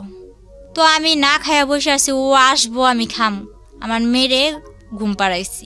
রাত্রে 12টা বাজে ও একটা মেরে নিয়ে এসে দাঁড়ায়, পরে আমি এত কিছু মাথায় নেই আসতেই তো পারে, তো এটা যে কে আমার ধারণা ছিল না। আনলাম ঘরে, আমি চিল্লাচিল্লি করতেছি এত দেরি করে আইসো। তারপর হঠাৎ করে খেয়াল করলাম যে উনি কে, বলে যে এটা তোমার আপা হয়, ওটা আমার আপা হয়। পরে যখন বললাম, তারপর বললাম যে আপা হয় তো ভিতরে আসেন, আসলো। তো ওরে আমি বললাম যে হাত মুখ দিয়া খাওয়ার জন্য আসো। তো হাত মুখ দিয়ে গেল, মেয়েটা মাঝের দরজায় খাড়ায় আছে, নড়েও না চড়েও না, এক টিপে দাঁড়ায় আছে। তো আমি বলতেছি যে আপার ডাক দাও, তুমি খাইবা, উনি কি চেয়া থাকবো নি। তারপর ওই মেয়েটা বললো না আমি খাইছি। ফারুক কি করলো, আমার সামনে ভাতগুলো নিয়ে সবসময় ওই 3 মাস ও খাইয়া তারপর আমার খাওয়াই দিত। ওই দিন কি করলো, ও ভাত নিয়ে নাড়তেছে। তো আমি বলতেছি তুমি খাইবা কোন সময়, আমি বা খামু কোন সময়, এতক্ষণ ধরে বসে আছি, আমার খিদা লাগছে, তাড়াতাড়ি করো। ও বললো কি আমি খাইয়ে আসছি। ও বাইরে থেকে ওই মেয়েটার সঙ্গে একসাথে খাইছে। তো আমি বললাম আমি এতক্ষণ ধরে না খাই আছি আর তুমি বাইরে থেকে খাইছো? কয় হ্যাঁ। পরে আচ্ছা ঠিক আছে, না খাইলে নাই, এত কিছু মনে নেই নাই। পরে ও আমার ডাকতেছে যে আসো বিছনাটা করে দিয়া যাও। তো আমি বলতেছি আপা শুইব কই? পরে কইতেছে যে তুমি ওই রুমে বিছনা করো, ওই রুমে বিছনা কইরা বাবুরে ওই রুমে নাও। তো যে ওয়াল ক্লাটটা ছিল ওইটা আমার বাবুরে ও কোলে নিয়ে ওয়াল ক্লাটটা টান্দা নিয়ে বলতেছে ওই রুমে। আচ্ছা ওই রুমে বিছনা করলাম। তো আমি ভাবছি ওই রুমে ও আমার সাথে শুইব, আফুটা একা এদিকে শুইব। পরে ও কি করলো, ও খাটের মধ্যে বসে আছে। আফুরে বললো যে তুমি শুয়ে পড়ো। তো আপু ওর ওর পাশ দিয়া যাইয়া খাটের মধ্যে শুয়ে পড়লো। ও বসে আছে, ও নড়ে না। পরে আমি বললাম কি ব্যাপার, তুমি আসো না? ও আসে না। তখন আমার মনে কিছু একটা বাড়ি খেলো। আমি সারা রাত মাঝ দরজায় বসে আছি, কিন্তু আমার কোনো কথা নাই, শুধু চোখ দিয়া পানি পড়তেছে যে আসলে কি হইতেছে। পরে সকালবেলা আমার শাশুড়ির খবর দিলাম। খবর দেওয়ার পর আমার শাশুড়িও কিছু করলো না। 3 দিন মেয়েটা আমাদের বাড়িতেই থাকলো। কিন্তু আমার ভাইরে এক বিন্দু বুঝতে দেয় নাই যে ফারুক ওরা আনছে কি ভালো মন্দ। আমার ভাইরে এতটুকু বুঝতে দেয় না, যার জন্য আজও পর্যন্ত আমার ভাই বলতে পারে না এসব কিছুই হয়নি। পরের দিন যখন ওর মার সাথে আমি বললাম যে এরকম এরকম কই আনতেই পারে, ভালো কথা, বিয়ে করছে ভালো কথা। আমি কিন্তু বিয়ের কথাটা তুলি নাই। আমি যখন বলছি এই মেয়েটাকে ও আনছে খালাতো বোন বইলা, তো খালাতো বোন ভালো কথা, তো এক বিছানায় থাকে কি কইরা? কয় তুই ছোট মানুষ, এসব বুঝবি না। তো হ্যাঁ আমি মানলাম আমি ছোট মানুষ, আমার বয়স 14, কিন্তু আমার তো এতটুকু বুঝার ক্ষমতা আছে এক বিছানায় কি করে শোয়। তো পরে আমার বললো কি যে হ্যাঁ বিয়ে করছে আনছে, তো তোর কি? এটা আপনাকে কে বলেছে? আপনার শাশুড়ি? শাশুড়ি বলতেছে। তো আমার শাশুড়ির ঘরে নিয়ে যায়, আমার শাশুড়ির ঘরেই থাকে, ফারুক আমার সাথেই থাকে। আমার ভাইটা মাদ্রাসায় আসে যায়, আমার ভাই কিচ্ছু জানে না। পরে মনে করেন 3 দিন পর ওই মেয়েটা ওই মেয়ের বাসায় চলে যায়, আমার ঘরে আবার অশান্তি শুরু হয়। ফারুকের মেজু বোন যেটা, ওটার হাজব্যান্ড আবার ঘর জামাই থাকে, ওটাকে আইনা আমার ঘরে তুললো। আমার সংসার তো চলেই, এর মাঝে ওই সংসারও এই ঘরেই থাকবে। ওদের ঘরে 2টা বাচ্চা আছে। আর ওরা আর কাদের ঘরে 2টো বাচ্চা? ওই আমার ননাসের ঘরে, ওরা এখানে থাকবে। তো এক পর্যায়ে আর কি আমি বিষয়টা মাইনা নিতে পারি না। আমি অনেক চিল্লাচিল্লি করার পরে ওরে বলি যে আমি এগুলো পারবো না। আপনার বিয়ে হয়েছে 12 বছর বয়সে, আপনার কথা যদি ঠিক থেকে থাকে তখন আপনার বয়স 14 বছর। আপনার তখন একটা বাচ্চা হয়ে গেছে। বাচ্চার বয়স তখন কত, 1 বছর বা 2 বছর? হ্যাঁ 1 বছর। 1 বছর। আর আলটিমেটলি হচ্ছে এই সময়ে আপনার হাজবেন্ড আরেকটা বিয়ে করেছে। ওকে। পরে ওরে আমি বলার পর আমি বলতেছি আমি থাকবো না তোর সাথে। আপনার মা কোথায় তখন? তখন আমার মা বিদেশ। তখনও বিদেশ? আচ্ছা। তখন আমার যখন অনেক মারধর করে আর কি, পরে এক পর্যায়ে আমার অনেক মারে আর কি। ও বলতেছে তোর পাগল বানাই দিম, তোর পাগল বানায় ছেড়ে দিম। তারপর আমি কি করলাম, মাইর খাইয়া সকালবেলা উঠা ওরে আমি বললাম তুমি আমার এরকম করে মারতে পারলা, আমি তো তোমার কাছে ইচ্ছা করে আসি নাই। এর মধ্যে ও সবাইরে জানাইছে কি, আমার বাড়ির লোক ওর বাড়ির লোক সবাইরে জানাইছে আমাদের মধ্যে কোনো একটা সম্পর্ক ছিল, আমরা প্রেম করে বিয়ে করছি। এই আমি ওর কাছে ওই চট্টগ্রাম গেছি, কিন্তু ও আমারে আনে নাই। ও জানাইছে এরকম, যাতে করে আপনি আর ফ্যামিলিতে ব্যাক করতে না পারেন। হ্যাঁ ও এরকম জানাইছে যে আমি চট্টগ্রাম গেছি ইচ্ছা কইরা, স্বইচ্ছায়, ও আমারে নেয় নাই। আমার ফ্যামিলিতেও এটা বুঝাইছে, ওর ফ্যামিলিতেও এটা বুঝাইছে। তো আমি যখন ওর ভাত খামু, ওর সংসার করমু, আমার ভিতরে এত কিছু ছিল না যে হ্যাঁ আমি ওর কথাটা 2 করমু। আচ্ছা ঠিক আছে, ও যা বলছে এটাই সত্যি, আমার সত্যি মিথ্যার প্রয়োজন নেই। এটা ভাইবা আমি ওরে আর কিছু বলি নাই। আমার বাড়ির লোকেরা, তারপরে কি হলো, আপনার কি করলেন আপনি? হ্যাঁ পরে মনে করলেন আমার বাড়ির লোকেরা সত্যি কিছু বলি নাই। ও আমার অনেক মারার পর আমি যাই কেস করি, একটা কেস করলেন। আমি জানি না ওইদিকে রাস্তাঘাটও চিনি না। মাইর খাইয়া সকালবেলা আমার ভাইটার আর আমার মেয়েটারে না খাওয়া অবস্থায়, এর মধ্যে এই মারামারির মধ্যে ও আমার 1 মাস না খাওয়ায় রাখছে। হ্যাঁ, তো আপনি 1 মাস তো না খেয়ে থাকতে পারেন না, মানে খাওয়া দাওয়ার কোনো রুটিন ছিল না আসলে? রুটিন বলতে কি, ও আমার টোটালি কোনো কিছু খাইতেই দেয় নাই। ওই পাশের যে ঘর ছিল না, উনি টিনের ঘর ছিল, তো আমার টিন কাইটা নিচ দিয়া খাবার দেওয়া যাইতো, কিন্তু আমার শাশুড়ি জানতো না। ওইটা খেতেন আপনি? ওটা খাইতাম। তো পরে আমার ভাইয়েরও ওটা খাওয়াইতাম, আমার মেয়েরও ওইটা খাওয়াইতাম। পরে যখন ওনারা জানতে পারলো যে উনি আমার এরকম করে খাবার দেয়, ওনার উপরে কিন্তু অনেক চাপ সৃষ্টি হয়েছে। কে ছিল উনি? উনি কেউই ছিল না, ওদিকেরও কেউ ছিল না, কিন্তু ওখানে যায় জায়গা কিনছে, জায়গা কিনে বাড়ি মানে আপনাদের প্রতিবেশী আর কি। হ্যাঁ। তো আপনি যেটা বলছিলেন যে আপনি পুলিশের কাছে গেলেন, মামলা করলেন, কিভাবে করলেন? মনে করেন ও আমার 500 টাকা দিছিল যে ডাক্তার কাছে যাবি, ওই টাকাটা নিয়ে রাত্রে মাইরা আবার রাত্রে 500 টাকা দিছে যে ডাক্তার কাছে যাবি। আমার যে তুই আমার প্রত্যেকবার মারস, এবার আমি তো কোনো কিছু করি না, এবার আমি কিছু করবো। প্রতিবার যখন আমার মারে, আশেপাশের লোকজন আমার বলে যে তুই ওর ভাত খাইস না, ওর সংসার থেকে চলে যা। ওর আরেকটা বউ তখন আপনাদের ঘরেই? না না, তখন ওই 3 দিন থাকার পর ওই বউর বাসায় চলে গেছে। আচ্ছা। পরে কি করছে ও পেশায় কি করতো? ফারুক পেশায় কি করতো? তখন আমি গাড়ি কিনা দিছিলাম। কিসের গাড়ি? ওই মিনি ট্রাকগুলো আছে না, ওগুলো চালাতো? হ্যাঁ। মানে এটা আপনার মার টাকা দিয়ে? মার টাকা দিয়ে না, কিস্তি তুলছি, কিন্তু মার থেকে নিতে হইতো কিস্তিগুলো আর কি, মার থেকে ধরতে গেলে আদায় করা হইতো। ঠিক আছে, বলেন তারপর। কি রাস্তায় যা দাঁড়াইছি, এমন অবস্থায় আমি পুলিশের কাছে যাইতে যে কোন জায়গায় যাইতে হইব এটাও জানতাম না।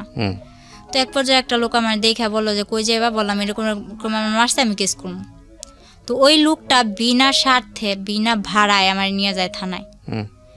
তারপর যে কেস লেখলো উনি 200 টাকা রাখছিল। এরপর স্যারের কাছে নিয়ে যায়, এসআইয়ের কাছে নিয়ে যায়। এসআই মনে করেন বলে আচ্ছা ঠিক আছে দেখবো, টাকা দেন। তো 500 টাকা আমার কাছে ছিল, তারপর কইছে আমার কাছে 1 টাকাও নেই। আমি এরকম রাস্তার মধ্যে আসছি, এক ব্যক্তি আমার নিয়ে এসছে, আমি এতটুকুই, এর বেশি আমার কাছে আর কিচ্ছু নেই। এটা শোনার পর যে কেসটা লেখছে উনি চোখের পানিগুলো ছাইড়া দিল। এরপর মনে করেন আমি বললাম আপনি আমার কেস যদি নেন, যদি মায়া লাগে, যদি আপনার ঘরে মেয়ে থাইকা থাকে তো নেন, আর যদি না নেন তাহলে কিছু করার নেই, আমি চলে যাই। এটা বললে আমি চলে আসি। চলে আসার পর ওনার নাম্বারটা নিয়ে আসি, এসআই স্যারের নাম্বারটা আমি নিয়ে আসি। পরে আসার সময় ওই যে কেস লেখছে উনি আবার আমার 1 কাপ চা খাওয়াইলো আর 100 টাকা দিয়া বললো গাড়ি ভাড়া দিয়া চলে যাইব। তো গাড়ি ভাড়া দিয়া আসার সময় ফারুক আবার আমার দেখছে যে আমি থানার দিক থেকে আসতেছি, ও গাড়ি চালাইতেছে। পরে মনে করেন ও থানার থেকে ওদিকে গেছে, থানার ওদিকে গেছে, ও কিছু জানতে পারে নাই যে আমি গেছি কি ভালো মন্দ। বাসায় এসে আমার জিজ্ঞেস করছে কই গেছিলি? কাজিরহাট। আমি কই কাজিরহাট আমি ডাক্তার কাছে গেছিলাম। কই কাজিরহাট তো কোনো ডাক্তারের দোকান নাই। তো আমি বলতেছি একজন বলছিল আছে, তো গেছিলাম পাইনি, আগে একটা বানাই টানাই বলে দিছি। পরে আমার তো আর মার সাথে ফোন করতে দেয় না। যাই হোক, এক ভাবির মোবাইল দিয়া ফোন করি, অনেক কষ্টে ফোন করি। ফোন করে বললাম মা আমি তো একটা কাজ করে ফেলছি, আমার এমন এমন মারছে, তোমার এতদিন জানাই না।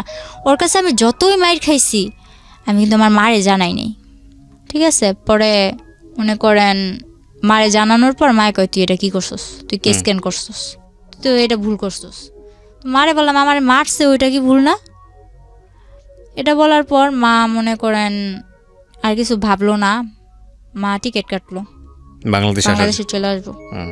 মা ডাইরেক্ট আমার শ্বশুর বাড়ি আসে কেস করার 1 সপ্তাহ পর। এর মধ্যে আমার মারধরও করছে, আমি হসপিটালও আমার নিয়ে যাওয়া হয়েছে। যারা হসপিটাল নিছে তারাও মাইর খাইছে আমার জন্য, এরকম ভাবে মারতো। আর যতবার মারতো ওই আমার বাবা যেমন আমার সামনে রেখে আমার মারে মারতো না, ওরকম আমার মেয়েটারে আর আমার ভাইটারে সামনে রেখে আমারে মারতো। তো হয়তো বা ওই সময়টায় আমার ভাইটারে নিয়ে গেছিলাম দেখে আমি জীবিত আছি এই যে পর্যন্ত। যতবার মারছে আমার মাইরা ফেলার চেষ্টা করছে ততবার আমার ভাইটা সামনে যায় দাঁড়াইছে আর কি। পরে ওরে কি করব, ওর আর কিছু করার নাই। মায়ে গেল, মায়ে যাওয়ার পর মায়ে অনেক টাকা পয়সা ভাঙলো কেসের মধ্যে। আমরা যদি 5,000 খাওয়াই ওরা 10,000 খাওয়ায়, ওরা যদি 10,000 খাওয়ায় আমরা 20,000 খাওয়াই। এরকম করতে করতে এক পর্যায়ে কেসটা কিভাবে ওরা নামাই নিয়ে এসে পড়ছে টাকা দিয়ে। তো কি করছে মা বলতেছে 3 দিন পর মা বলতেছে আমি বাসায় চলে যাই, আমারও তো ঘর দুয়ার যায় ঝাড়তে লাগবো, এতদিন পর 3-4 বছর 2 বছর ধরে ঘরটা এরকম ভাবে পড়ে আছে, তুই আয়। তো আমি বলি মা আমি তো আসার পর মাত্র 27 মাস ধরে এদিকে আসা হয়েছে। কেসটা কি হলো? তারপর কেসটা কি হলো নাকি কেসটা হলো না? কেসটা আর হয় নাই, ওরা টাকা দিয়া সব মীমাংসা করে একদম মাটি, পুরা ঠান্ডা, কোনো কথা নাই। পরে মা চলে আসার পর মা এক জায়গা দিয়ে আমার ভাইটা তখন বন্যায় আমার ঘর, ঠিক আছে, আমার মারধর করার মনে করেন 1 মাস আগে নাজিরহাট বন্যা হয়েছিল, হয়তো শুনছিলেন, চট্টগ্রাম তলায় গেছিল পুরা। আমার ঘরে প্রায় আমার বুক সমান পানি, আমার ঘরের পিড়া টিরা সব কিছু নিয়ে গেছে, শুধু আমার ঘরটা পাকা ছিল দেখে আমার ঘরটা টিকে আসছিল এক পর্যায়ে স্রোতের মুখে। তো এই মনে করেন আমার শুধু ভিটাটার জন্য আমার ঘরটা ছিল। পরে আমার ভাই আর আমার মা বিদেশ থেকে আসার পর আমার এই যে মারছে, ওদিকে না চাইয়া আমি বলছি যে মা আমি ওর ভাতই খামু। মানুষ কত কষ্ট করে ভাত খায় না, গাজারুর ভাত খায়, জুয়ারুর ভাত খায়, আমি ওর ভাত খামু। পরে মা বলছেন আপনি ফারুকের ভাত খান? হ্যাঁ, আমার একটা মেয়ে আছে, আমি খামু। কারণ আমার মাই ও আমার বাবার রেখা চলে আইছে, এখন আমিও যদি চলে যাই তাহলে মানে আপনি চিন্তা করেছেন যে আপনার মতোই যদি আপনার মেয়েটার ফিউচার হয়, যাতে না হয় সে কারণে। পরে কি করলাম, মারে এসব বুঝে আমারে বাসায় পাঠাই দিলাম। মায়ে আসলো, মায়ে এসে 3 দিন পর মনে করেন আমার উপরে আবার মারধর করার পর আমি বললাম যে আচ্ছা ঠিক আছে, আমার মারধর করিস না, আমি বাসা থেকে ঘুরে আসি, আমি আবার চলে আসবো, কিন্তু বাসা থেকে ঘুরে আসি। পরে বলতেছে তুই তো গেলার আবি না। পরে বলতেছি না আমি আমু। তখন গ্রামের মানুষ একটা প্রশ্ন তুললো, কি কয় তোমরা যে বিয়ে করছো বিয়ের প্রমাণটা দাও। আমারে বলতেছে বিয়ের প্রমাণ দিতাম। ও বলে আমরা কোনো বিয়ে করি না, এতদিন আমরা অবৈধ সংসার করছি,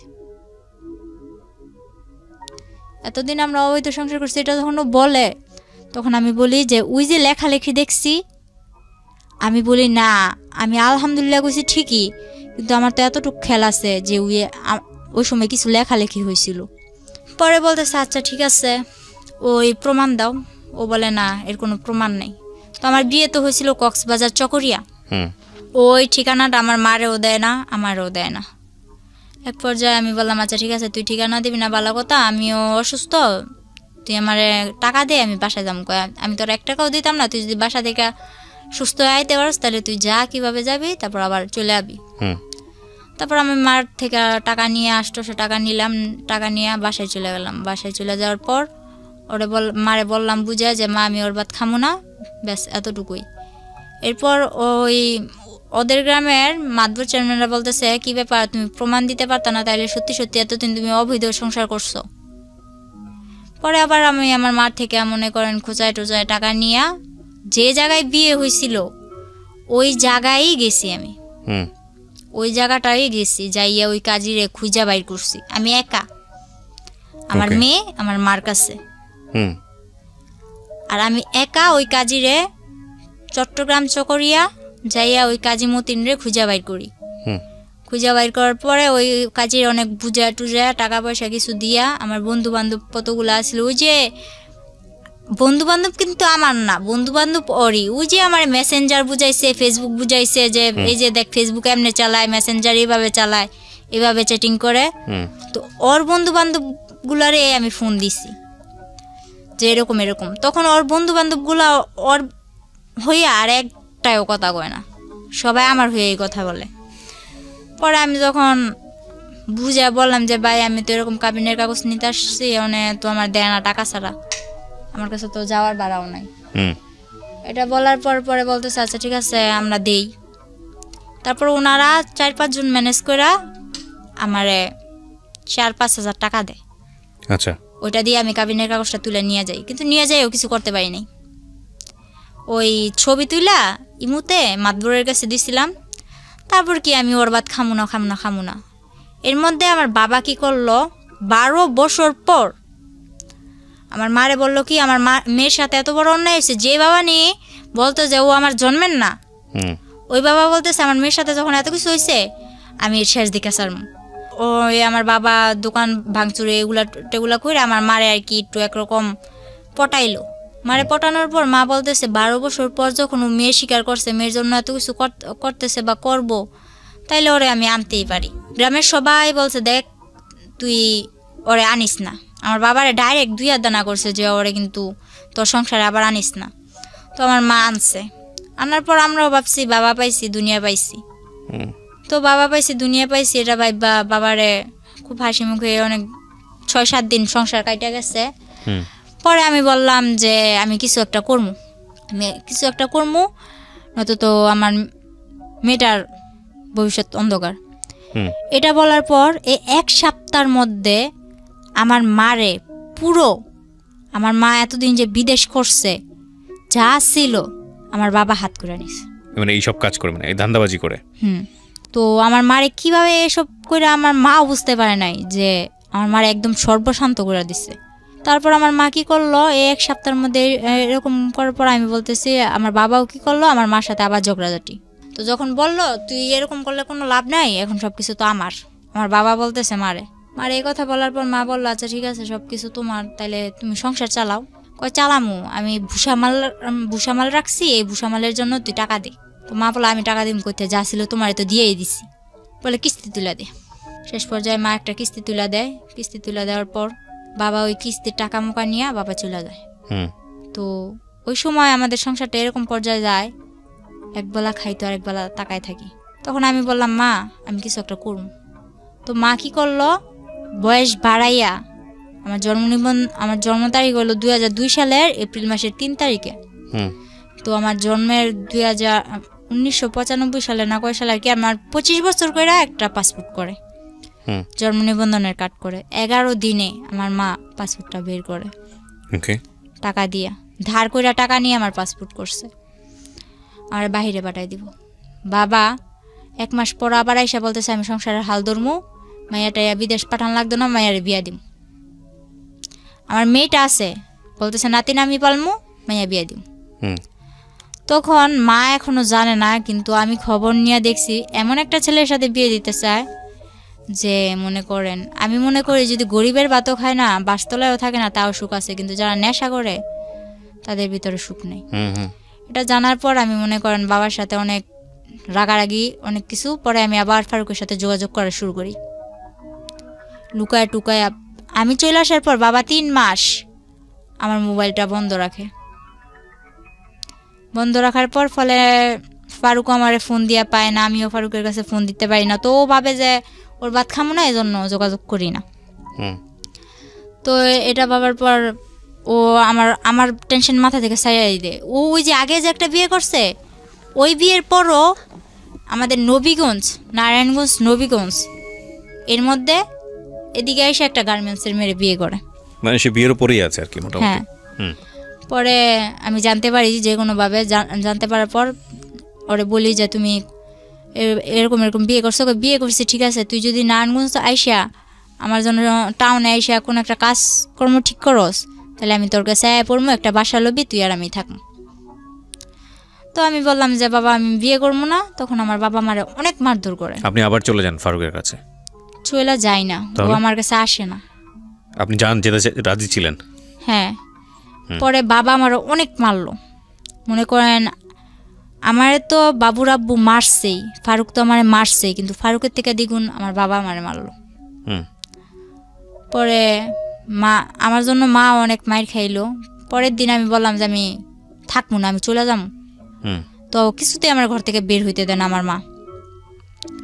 পরে কি করলাম, বললাম আমি খালাগো বাসায় যাবো, আমার কাছে ভালো লাগতেছে না, আমি খালাগো বাসায় যাবো। এটা বইলা 40টা টাকা নিয়ে আমি ঘর থেকে বের হয়েছি, গাড়ি ভাড়া নিয়ে আর কি। 40 টাকা নিয়ে ঘর থেকে বের হয়েছি। এরপর আমি পাসপোর্ট করতে যাইয়া একটা মেয়ের সাথে, ওই সেন্টারে থাকে না, ওই সেন্টারে একটা মেয়ের সাথে আমার পরিচয় হয়েছিল। ওই মেয়েটার আমি কল করলাম যে শাপলা আমি তো এরকম বাসা থেকে বের হয়ে চলে আসছি, এখন আমি তোমার কাছে যাব। আমি আর খালাগো বাসায় গেলাম না, আমি ঢাকা টঙ্গী চলে আসি, আবদুল্লাপুর, ওই মেয়েটার কাছে। মা তো ওদিক দিয়ে আমার মেয়ে কই গেছে, মা তো পুরা পাগল। বাবা পুরা আর কি ছড়াই দিছে যে অন্য ছেলের সাথে রিলেশন ছিল, অন্য ছেলের সাথে, হ্যাঁ এরকম। আর এর মধ্যে আমার যে মোবাইলটা ছিল ওখানে আর কি আমার দেওর, তারপর হইলো ওর গ্রামের আশেপাশে বা অন্য যারা গাড়ি চালাইতো 2-1 জনের নাম্বার ছিল না, ওইরকম নাম্বারগুলো নিয়ে সবাই আমার বাবা বিরক্ত করলো যে কার সাথে গেছে আমার মেয়ে, এগুলো আসলে লোক দেখানোর জন্য। পরে আমার বাবা এরকম করার পরে আমি চলে আসলাম। তারপর ওই ফেসবুকে ওরই বন্ধু এক আনোয়ার, ও ওমান থাকে, ও কী করলো হঠাৎ করে আমার ফোনে ফোন দিল। তখন আমি ওই শাপলার কাছে, যে মেয়েটার সাথে আমার পরিচয় হয়েছিল ওই মেয়েটার কাছে, শাপলার কাছে। পরে কি করলাম, ওই শাপলার কাছে যাওয়ার পর আমি ওই আনোয়ার কল দিছে আমারে। কল দেওয়ার পর আমি রিসিভ করি না, ও রিসিভ করে বললো যে মিম কই। বলে মিম তো ঘুমাইতেছে, ও তো অনেক অসুস্থ, ও তো ওর বাড়ি ছেড়ে চলে আসছে, ওর বাবার অনেক মারধর করছে, ও তো এখন চলে আসছে। ও কি কিছু খাইছে? ওই আনোয়ার আবার আমার প্রতি একটু দুর্বল ছিল, এটা আমি জানতাম না, তখন জানলাম। ও কি কিছু খাইছে? পরে শাপলা বললো না খাই নাই, আমার কাছে টাকা নাই, খাওয়াইতে পারিনি। ওই ছেলে আবার কি করছে, আমারে কিছু না বইলা, আমার সাথে কিন্তু ওর সাথে তখন ওরকম কোনো সম্পর্ক নাই, বন্ধু হিসেবেও কোনো সম্পর্ক নেই। ও কি করলো, বললো যে তুমি এখন বিকাশের দোকান যাও। ওই মেয়েটার সাথে সাথে বিকাশের দোকানে যাওয়ার পর 10,000 টাকা দেয় ওরে আমারে খাওয়ানোর জন্য, কিন্তু আমি জানি না। পরে ওই মেয়েটা আমার বলে না, আমার ফোনে আর ফোন দেয় না, ওই শাপলার নাম্বার নিয়ে শাপলার সাথে যোগাযোগ করে আমি কেমন আছি, ভালো আছি কিনা শাপলারে জিজ্ঞেস করে, তো আমারে জিজ্ঞেস করে না। পরে শাপলা আমার খাওয়াইতেছে দাওয়াইতেছে খুব ভালো। এর মধ্যে আরেকটা ছেলে, ওর নামটা আমি ভাঙতে চাইতেছি না, ওই ছেলেটাই মেসেঞ্জারে আমারে বলে, ওই ছেলেটার সাথে আমার অনেক দিন ধরে যোগাযোগ, আমার মেয়ে আছে, আমার কিভাবে সংসার ফেলায় আমি আসছি, আমার বাবা আমারে মারধর করে, টোটালি সব জানে ফেসবুকে। হ্যাঁ, ওই মেসেঞ্জারে কতগুলো গ্রুপ থাকে না, ওই গ্রুপ থেকে সব জানে। সব জানার পর তারপর ও বললো কি, ওরে কিন্তু আমি প্রথম আঙ্কেল ডাকছিলাম, ওই ছেলেটারে প্রথমে আমি আঙ্কেল ডাকছিলাম। পরে ওই ছেলেটা বলে যে, আমি বলতেছি যে এক পর্যায়ে যখন আমি ওই টঙ্গী আবদুল্লাপুরে চলে আসি, এরপর আস্তে আস্তে আমি ওই মেসেঞ্জারে কথা বলা শুরু করি ফারুকের সাথেও, আর ওর বন্ধু বান্ধবের সাথেও, আর আমার কিছু বন্ধু বান্ধব আছে ওদের সাথেও। এরকম করতে করতে অনেক বন্ধু বান্ধব হয়ে গেল। তো ওই ছেলেটা বলতেছে যে তখন আমার ফেসবুকে সবাই বাবলি নামে চিনত, তো যেখানে মারিয়া নামটা শোনে ওইখানে আমার হাজব্যান্ড ফারুক আমার ভাইরাল করে, ওই অন্য মাইশের বডিতে আমার ফেস টেস লাগায় ভাইরাল করে, অপমান করে। তো আমার এক ফ্রেন্ড আমারে মিম আক্তার নামে একটা আইডি খুলে দিল। তো মিম আক্তার নামে আইডি খুলে দেওয়ার পর তখন থেকে আমার মিম বলে। যখন ওই ছেলের সাথে আমার পরিচয় হইলো, ওই ছেলের সাথে পরিচয় হওয়ার পরে আমি বলতেছি যে এরকম আমার একদিন জিজ্ঞেস করতেছে যে তোমার সমস্যা কি, তুমি কারোর সাথে বেশি মিশো না কেন, আর তোমার দেখলে সবাই এত অপমান করে কেন। এটা যখন বলছে তখন আমি সবকিছু ওর কাছে